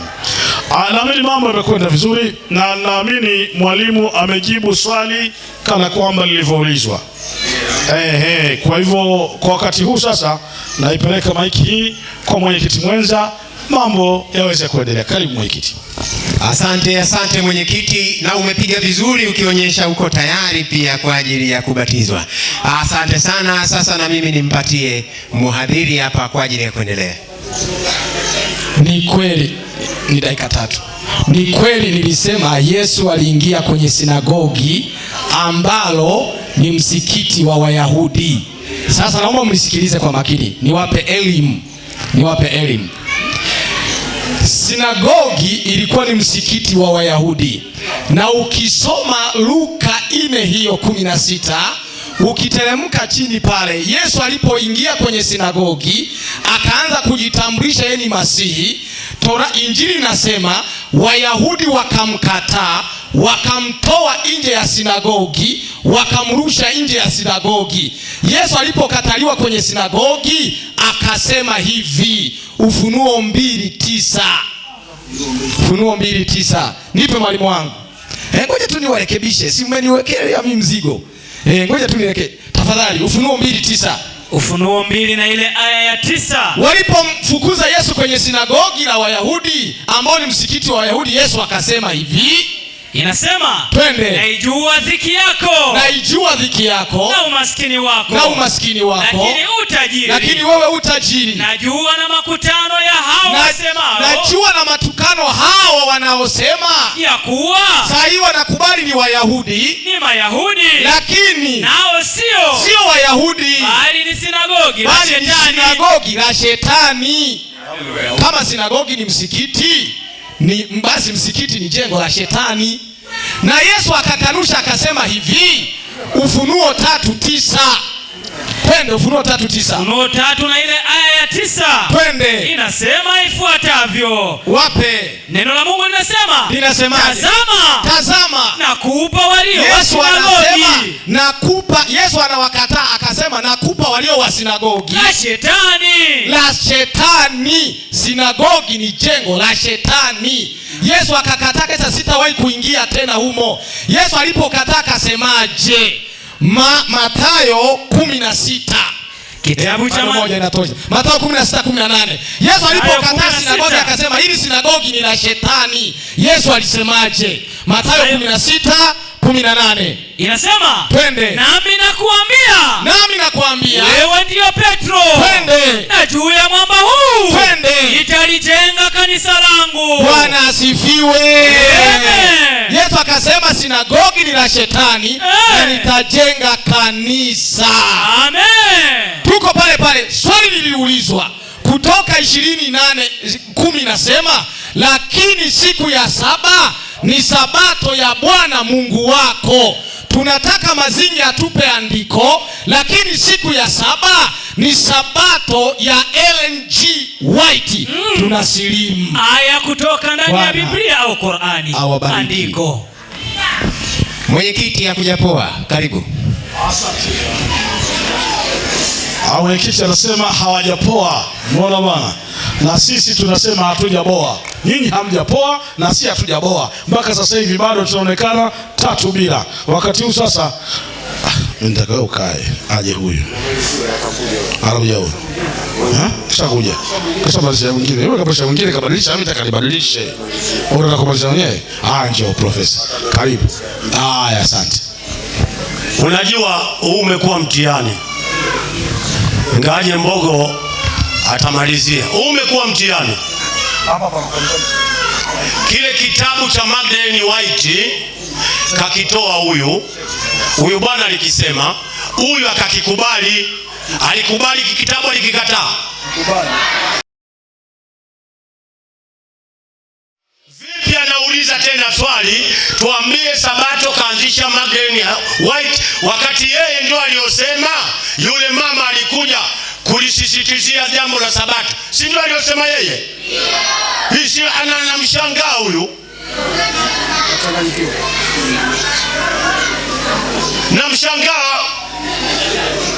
Andiko la nini? Hivi mimi nauliza, wewe unataka andiko kwamba sabato ni Ellen G. White, au sio? Si ndio unataka? Nimesema hivi, Isaya 1:13. Soma Muba, usilete ujanja hapa. Isaya 1:13. Inasemaje? Unajua nilipoona nasoma ile bwana basi ishachanganyikiwa. Unaleta ujanja hapo. Mnatakiwa nyie mjibu. Isaya 1:13 inasema, mwalimu. Naomba imani wapi? Fanya haraka. Isaya 1:13. Tuwasomee. Unaona macho hayaoni. Inasema, msilete tena matoleo ya ubatili. Jamani, sikilizeni. Msilete tena. Mungu anasema matoleo ya ubatili. Uvumba ni chukizo kwangu. Mungu anasema uvumba unamchukiza. Endelea. Mwezi mpya. Sabato. Na nini? Na sabato. Rudia tena, na nini? Mwezi mpya na sabato. Ni nini? Kuita makutano si hawezi. Maovu hayo. Bas, Mungu anasema sabato ni maovu. Si Biblia hiyo. Wewe Magdalene Ellen White wa nini? Mungu kasema sabato ni maovu. Sasa nyinyi mkatae. Tunataka andiko. Andiko la nini? Lete. Chukua, soma ile. Cheche za uasi. Soma hiyo hapa. Soma hiyo. Na inasoma mwalimu. Basi subiri. Wamesema hivi, wanataka andiko. Kwani mwenyekiti mko wangapi? Alafu walishasema kwamba hivi. Ngoja kidogo. Simamisha muda wangu kwanza. Kwa sababu kitu kimoja. Ngoja kidogo. Huu mkutano mtataka kuvuruga, tutakwenda mwishoni vizuri kabisa. kwa sababu mlisema msimuinterrupt mzungumzaji. Mimi nilikuwa mwenyekiti, nikitaka kusema mlikuwa mnanizuia. Sasa wewe unasema ni mwenyekiti, unasema mtoa mada, au unasema kama nani wakati ulishauliza? Lengo unataka kumuinterrupt mzungumzaji aende kwa akili zako, asifuate maandiko. Aliyeuliza mwingine anakuwa na kihirihiri cha nini sasa? Ndio walimu wa usiku hawa. Leo atakwambia Yesu Mungu, kesho mwana wa Mungu, kesho kutwa mtume. Umeona bwana, ndio mambo yanavyokwenda tofauti kabisa. Tuwe na utulivu kidogo. Tuwe na utulivu. Narudia tena. Shehe, anza dakika 5 zangu, aishanivuruga. Anaanza dakika 5 hapa. Waishanichafua. Subiri, sasa unakataa nini? Unachokataa kitu gani? Jamani, naanza tena. Msomaji aliyetoa somo alisema usabato umeanzishwa na Magdalene Helen White. Hakutumia haya. Ni kitabu hiki hapa, kitabu cha kanisa. Narudia tena. Aliposimama huyu akasema kweli huyu mama aliukuta usabato akauendeleza. Alisema kusema. Sasa hivi wanandai lete haya usabato kaanzisha Magdalene White, wakati huyu alikubali. Kuna kitu hapa.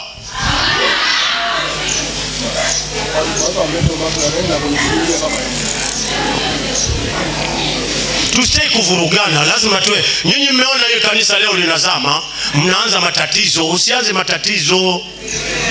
Sasa mimi nasema hivi, hakuna aya yoyote katika Biblia Yesu siku ya Sabato kaingia kanisani. Mimi mama Magdalene na achana. Yesu asema jitieni nira yangu mjifunze kwangu, kwa kuwa mimi ni mpole na mnyenyekevu wa moyo. Hakuna haya toka dunia imeanza mpaka itakwisha. Yesu siku ya Sabato kaingia kanisani. Imetolewa aya Yesu siku ya Sabato kaingia msikitini.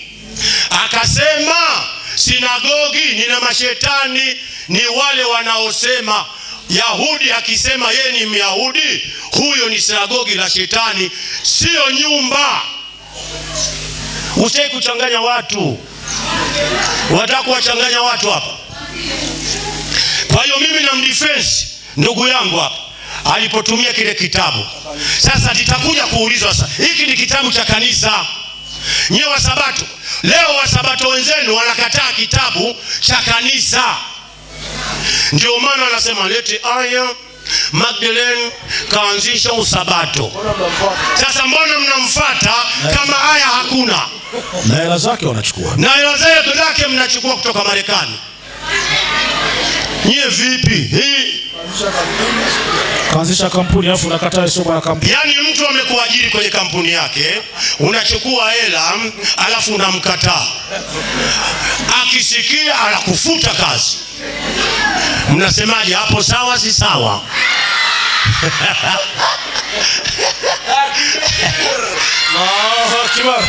Toka dunia imeumbwa, nimeongea na Wasabato wote, ndio siku ya kwanza Wasabato wa Kolo wanamkataa yule mama. Inna lillahi.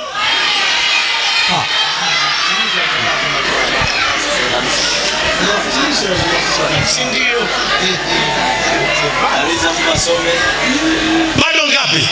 Bado mbili. Nyingi. Nyingi. Hebu nyinyi Waislamu wanasipate tabu. Hakuna aya. Mimi na hapa, wallahi na hapa, kama nasema uongo Mungu afute amali zangu zote. Na hapa hakuna aya kwenye Biblia ya King James Version, Revised Standard Version, Union Version, Imprimatum, Jerusalem Bible, International Bible, Arabic Bible, Yesu siku ya Sabato kaingia kanisani. Kama ipo hapa leo wote amtoki mtabatizwa. Hata kama alipita kwenye mtaa. Wewe subiri. Hamna ujanja hapa. Hapa tufanyi joking, hapa tufanyi ujanja. Bado ngapi? Bado moja. Mimi nafanya conclude. Kuna mdogo wangu alikuwa anataka hapa lakini hakujua njia ya kupita.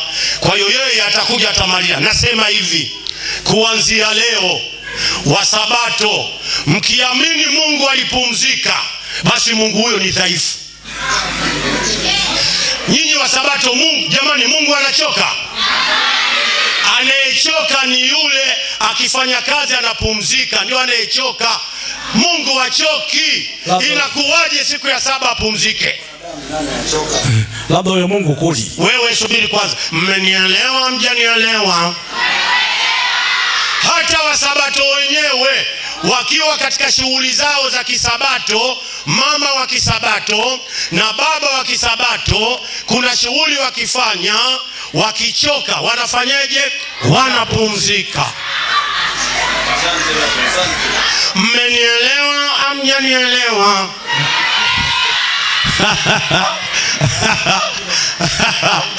Inna lillahi.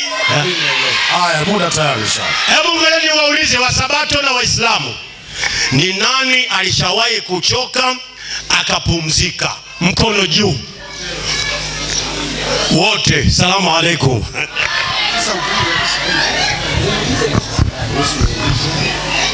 Sallallahu ala Muhammad. Sallallahu ala Muhammad. Takbir. Bado takbir. Asante.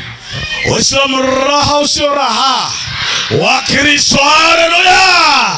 Mwenyekiti alikuwa ajui. Mwenyekiti naomba jitambulishe. Naitwa Mubaraka Christopher Kunkuti Thomas na Njonjo. Hili ni jina kamili na wala sio kitendawili. Manake uliuliza ilikuwa kwaje? Nilikuwa kanisani, nimetoka nimekimbilia msikitini. Na nilikuwa nani? Maana nitakueleza, nikieleza mipito yangu yote utajua. Walimu walionifundisha Sunday school yote wako kwenye kichwa hii. Wengine washatangulia mbele yake, wengine hawapo. Na mpaka babangu hivi ninavyokuambia, kazi kwa kaekiwa na msalaba hivi, alama ya kukosa. Yaani maana yake inna lillahi. Kwa hivyo kuna vitu ambavyo ukisema tu bwana, unapendeza uje huko, nishapakimbia huko. Hapa nimekuja leo kwa sababu tu naweka mambo sawa. Yaani napozoea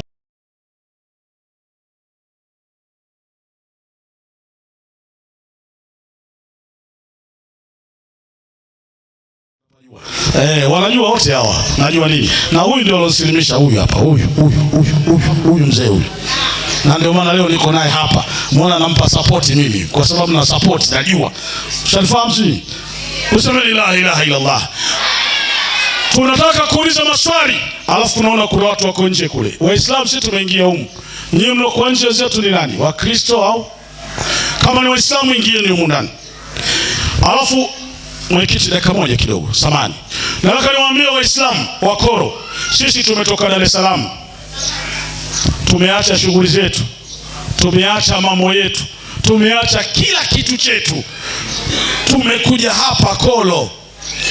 Huyu hapa Sheikh Sharifu Firdaus Al-Kadiri na TV yake huyu kwenda live, anakuwa yupo. Leo ni siku ya dua na ana dua kubwa katika zawia yake Kongoa.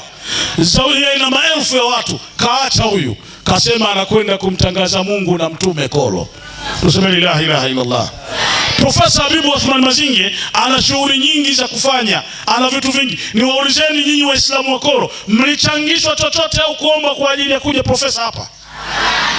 Hasa mnashindaje kutoa ushirikiano? Haya yanayofanyika, tunakuja kuwasaidia nyinyi Waislamu wenzetu. Tunakuja kuwaamini nyinyi Waislamu wa Koro.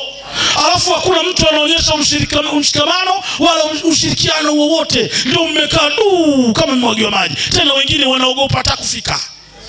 Sisi tutaondoka, hawa mnabaki nao. Sisi tumekuja kutoa elimu na kuwashughulisha nyie mjue kazi hii tunayofanya kwamba Uislamu ndio dini ya haki, dini ya Mwenyezi Mungu. Kwa tumetoka tumekuja ili lengo mje na nyinyi mtoe mshikamano na ushirikiano pamoja. Kesho sisi hatupo, nyinyi mnabaki nao.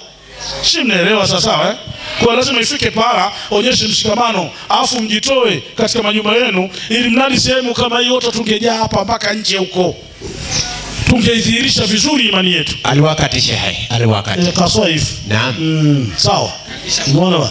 Basi inshallah mimi ndio mwenyekiti sasa au au mimi muhadhiri au niulize mwenyewe, maana naweza pia. Mimi muhadhiri pia au niulize moja kwa moja? Mwenyekiti tafadhali. Asante mwenyekiti, nakushukuru bwana kuniambia tafadhali. Namleta Sheikh Suleiman. Tafadhali bwana, njoo ujiulize swali. Mwamba wa miambali katika miamba huyo hapa, huyo namleta kwenu. Karibu. Assalamu alaikum wa rahmatullahi wa barakatuh. Wenzetu mpaka sasa hivi bado hawajitambui na hawaeleweki. Tumesoma maandiko, alafu mbaya zaidi swali ambalo aliuliza Sheikh Mazinge wakaja wakapingana wenyewe. Huyu wakati natoa kitabu cha kanisa chenye kuelezea madhehebu, sio usabato na madhehebu mengine yametajwa mpaka kipindi kilichoanzishwa. Ila leo kwa sababu tunaongea na sabato, tukasoma kipengele kile kile, huyu mwalimu alivyokuja akakubali. Akasema Ellen Gabriel White ni kweli ameendeleza. Hasa katoa amri kutoka kwa nani? Sheikh Mazinge akatoa andiko ndani ya Biblia sura ya 14 wa Korinto wa kwanza aya 34 kwamba mwanamke hana ruhusa ya kunena katika kanisa. Akiwa na jambo lolote anataka kulijua, akamuulize mumewe nyumbani. Asante. Sasa Ellen Gabriel White kamwacha mumewe kawafuatanyika kanisani. Alafu mnakuja hapa mnafuata dini aliyoianzisha kampuni yake, mkaigeuza dini. Alafu mkiulizwa maswali mnababaisha. Hebu nisomee Qur'ani kwanza sura ya 10 aya 84. 10:84 Qur'ani inasema, Bismillahirrahmanirrahim. Na Musa akasema. Jamani, kuna mida alisema Waislamu na Mayahudi ni maadui. Sio kweli. Wapo Waislamu ambao ni Mayahudi na kuna Waislamu makafiri kama makafiri wengine hawa. Endelea. Enyi kaumu yangu. Musa akasema, Musa ni Myahudi, akasema enyi kaumu yangu. Enyi kaumu yangu. Ikiwa ninyi mmemwamini Mwenyezi Mungu, ndio basi mtegemeeni yeye kama ninyi ni Waislamu kweli. Sio ni wasabato kweli, kama ni Waislamu kweli. Kwa hiyo Musa ni Myahudi, wafuasi wake ni Wayahudi, dini yao walikuwa Waislamu, sio wasabato. 3:67 Qur'ani. Kisha nitauliza swali. 3:67 Qur'ani. Alimusa mpaka Ibrahimu, akasema Ibrahimu ni msabato. Muongo mkubwa wewe. Bismillahirrahmanirrahim. Ibrahimu hakuwa Myahudi wala hakuwa Mkristo. Lakini alikuwa mwongofu, mtii, wala hakuwa katika washirikina. Maliza. Watu wanaomkurubia zaidi Ibrahimu ndio ni wale waliomfuata yeye katika zama zake. Tulia. Kwa hiyo Ibrahimu hakuwa Myahudi wala Mkristo, alikuwa ni Muislamu mwongofu. Sasa swali langu mimi ni dogo tu.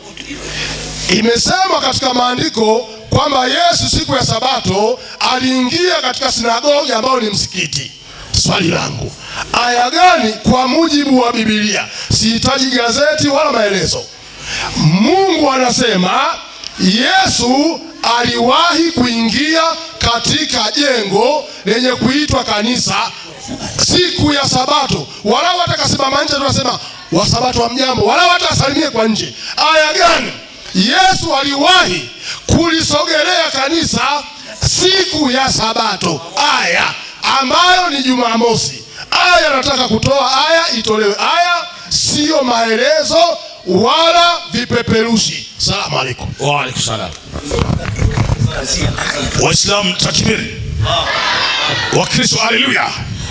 Mwalimu ameuliza swali, anataka aya ndani ya Biblia. Ndani ya Biblia. Elewa swali mwalimu unakuja kujibu. Ndani ya Biblia. Aya gani Yesu aliwahi kuingia katika kanisa siku ya Sabato?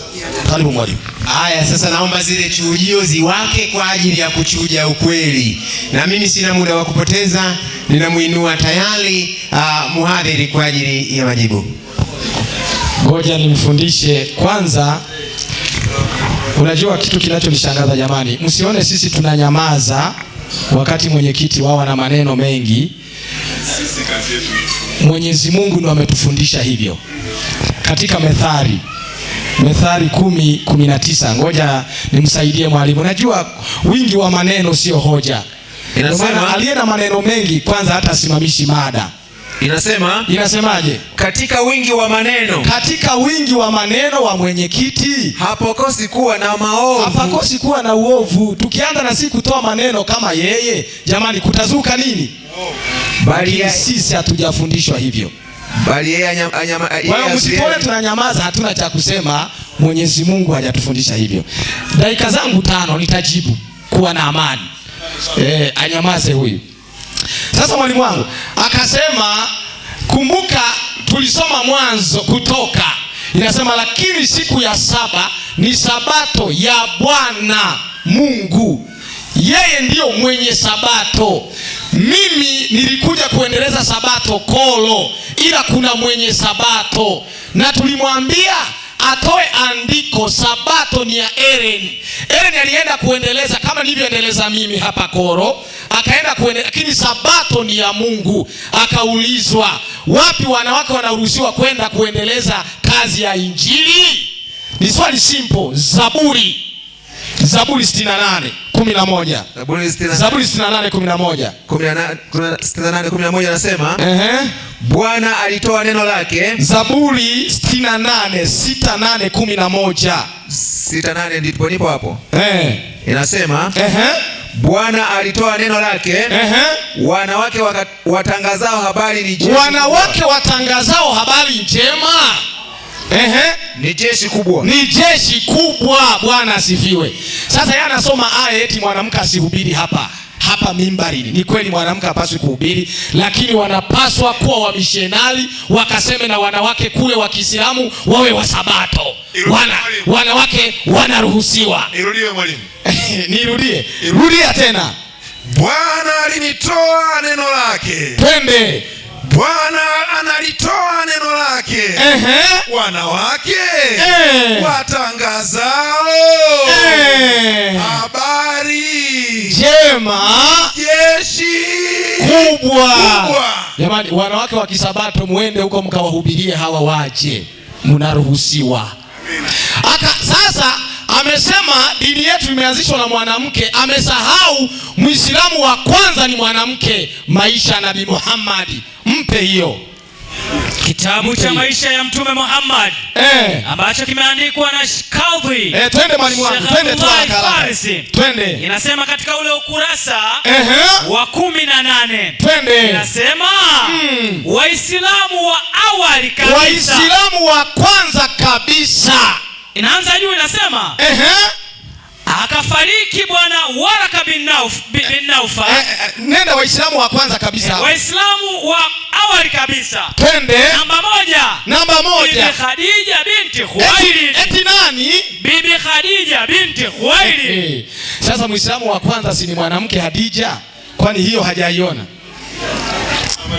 Hebu malizia. Inasema akafariki bwana Waraka bin Naufal. Sawa. Ambaye alikuwa amesha kufa siku. Twende. Zile. Inaendelea nasema. Zikibaki 2 mniambie. Bado moja. Naomba subiri kwanza. Bado moja. Naomba twende Ufunuo. Nilieleza amesema wapi Yesu kaingia kwenye kanisa.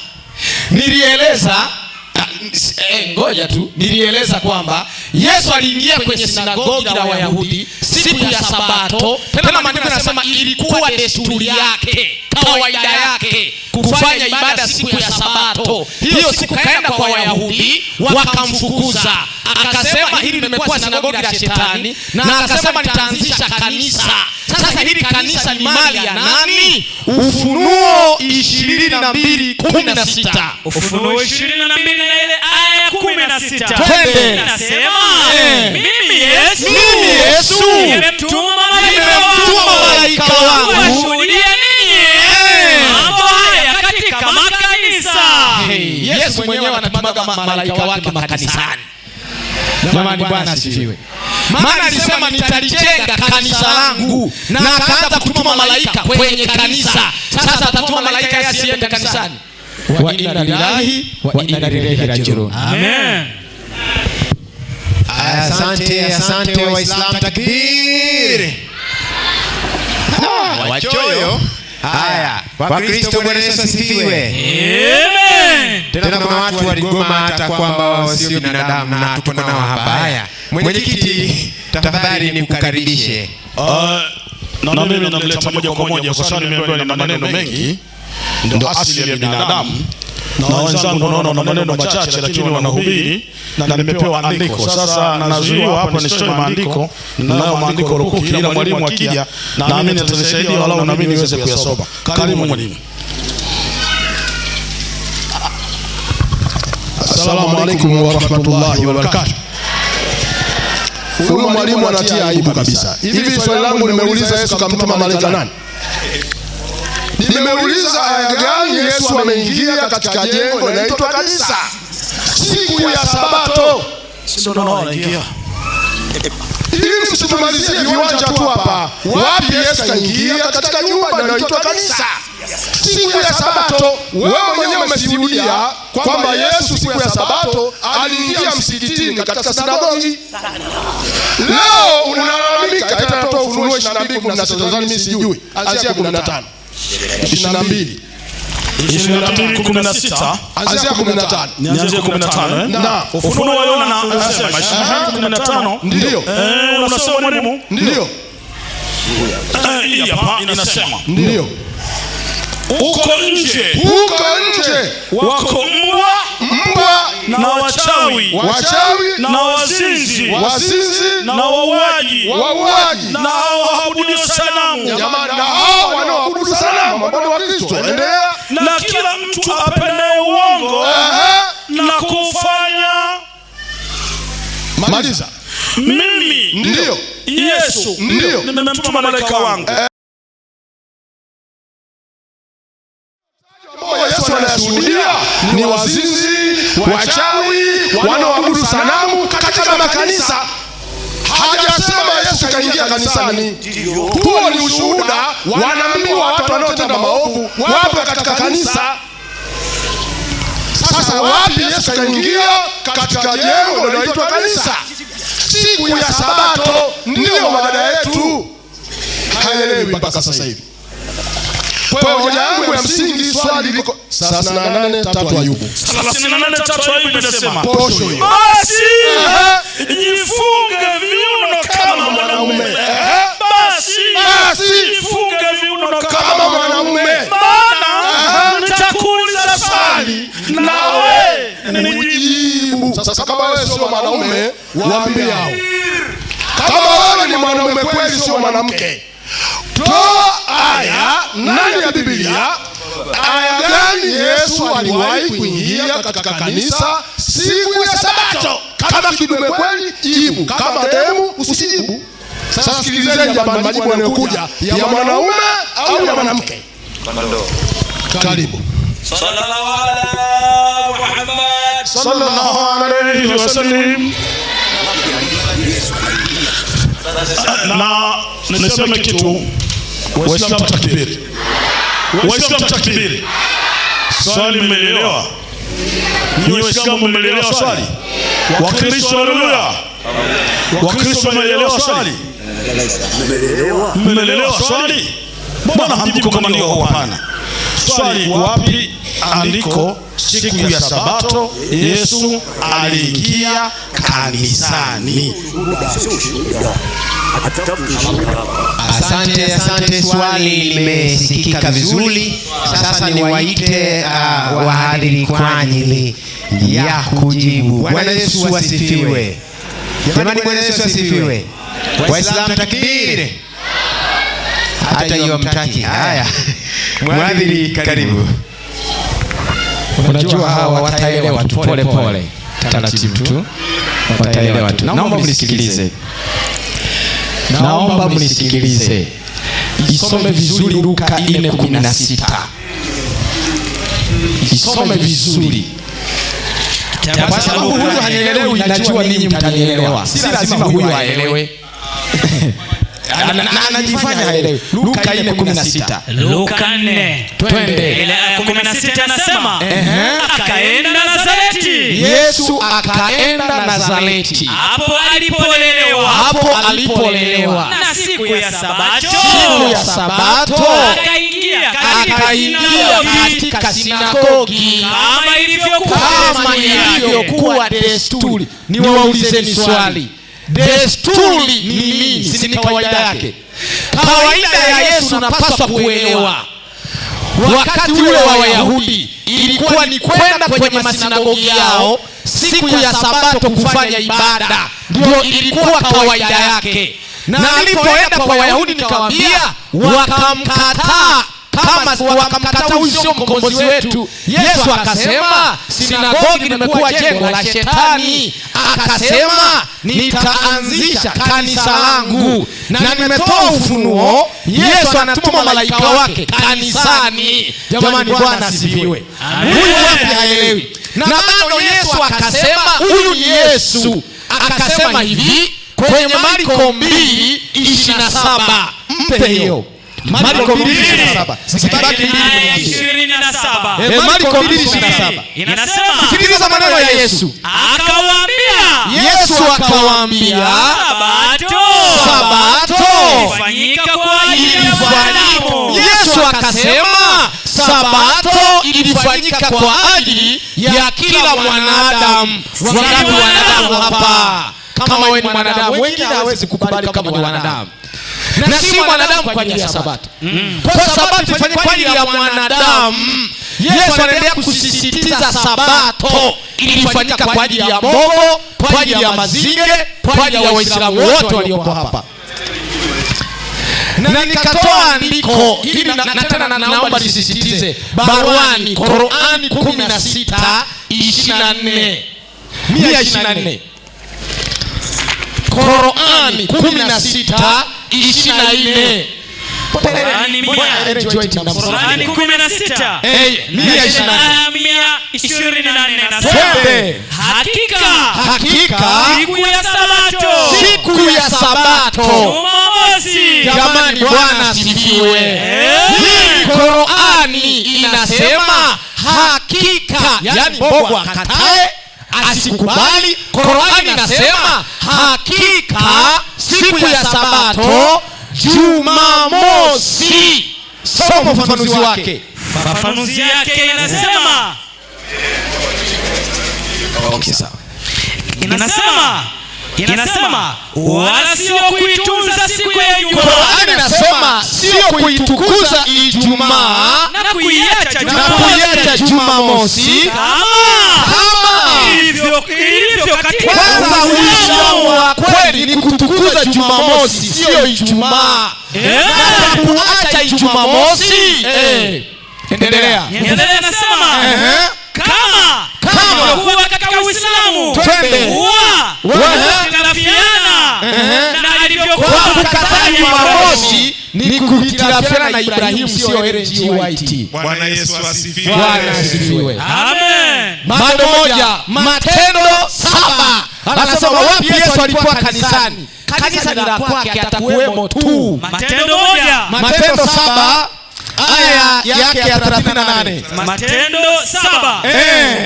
Twende. Matendo 7:38. Kitabu kile cha Matendo 7 na ile aya ya 38. Maliza. Matendo 7 na ile aya ya 38, neno la Bwana linasema, twende mwalimu wangu. Yeye ndiye aliyekuwa katika kanisa jangwani. Haleluya. Amen. Bwana Yesu asifiwe. Amen. Ndugu zangu Waislamu, natoa wito kwa lugha ya upendo. Karibuni katika ibada ya Sabato na Bwana atawabariki. Amina. Asante sana. Jamani, nafikiri baada ya Sheikh Mazinge kuzungumza atakayozungumza na ndugu zetu Waislamu, Wakristo wote tawaomba tubaki. Wakristo wote tawaomba tubaki baadaye. Asante sana.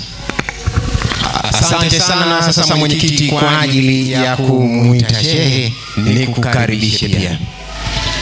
Asante sana mwenyekiti mwenza. Waislamu takbir. Waislamu takbir. Silongwa mbali, zitendwa wenyewe mtakuwa mshaelewa. Basi silongwa mbali, zitendwa mbali. Profesa, karibu inshallah. Assalamu alaykum wa rahmatullahi wa barakatuh. Haya, tumemaliza majibu mnayo nyinyi. Kama mmeonyesha Yesu aliingia kanisani, basi mkaribie kanisani. Kama hakuna, likimbieni kanisa. Sawa si sawa? Unaulizwa kingine, unajibu kingine. Inna lillahi haki ya Mungu. Hii dunia ina watu yani Mungu kaumba watu akawapa akili nyingi, wengine akawapa akili ndogo. Haki ya Mungu tena. Hivi mimi nataka nimalize, nataka kuongea na nyinyi. Naomba tunafanya conclusion. Na huyo akija, na wewe ukija tutaconclude, tutamalizia. Sasa unacholalamika nini?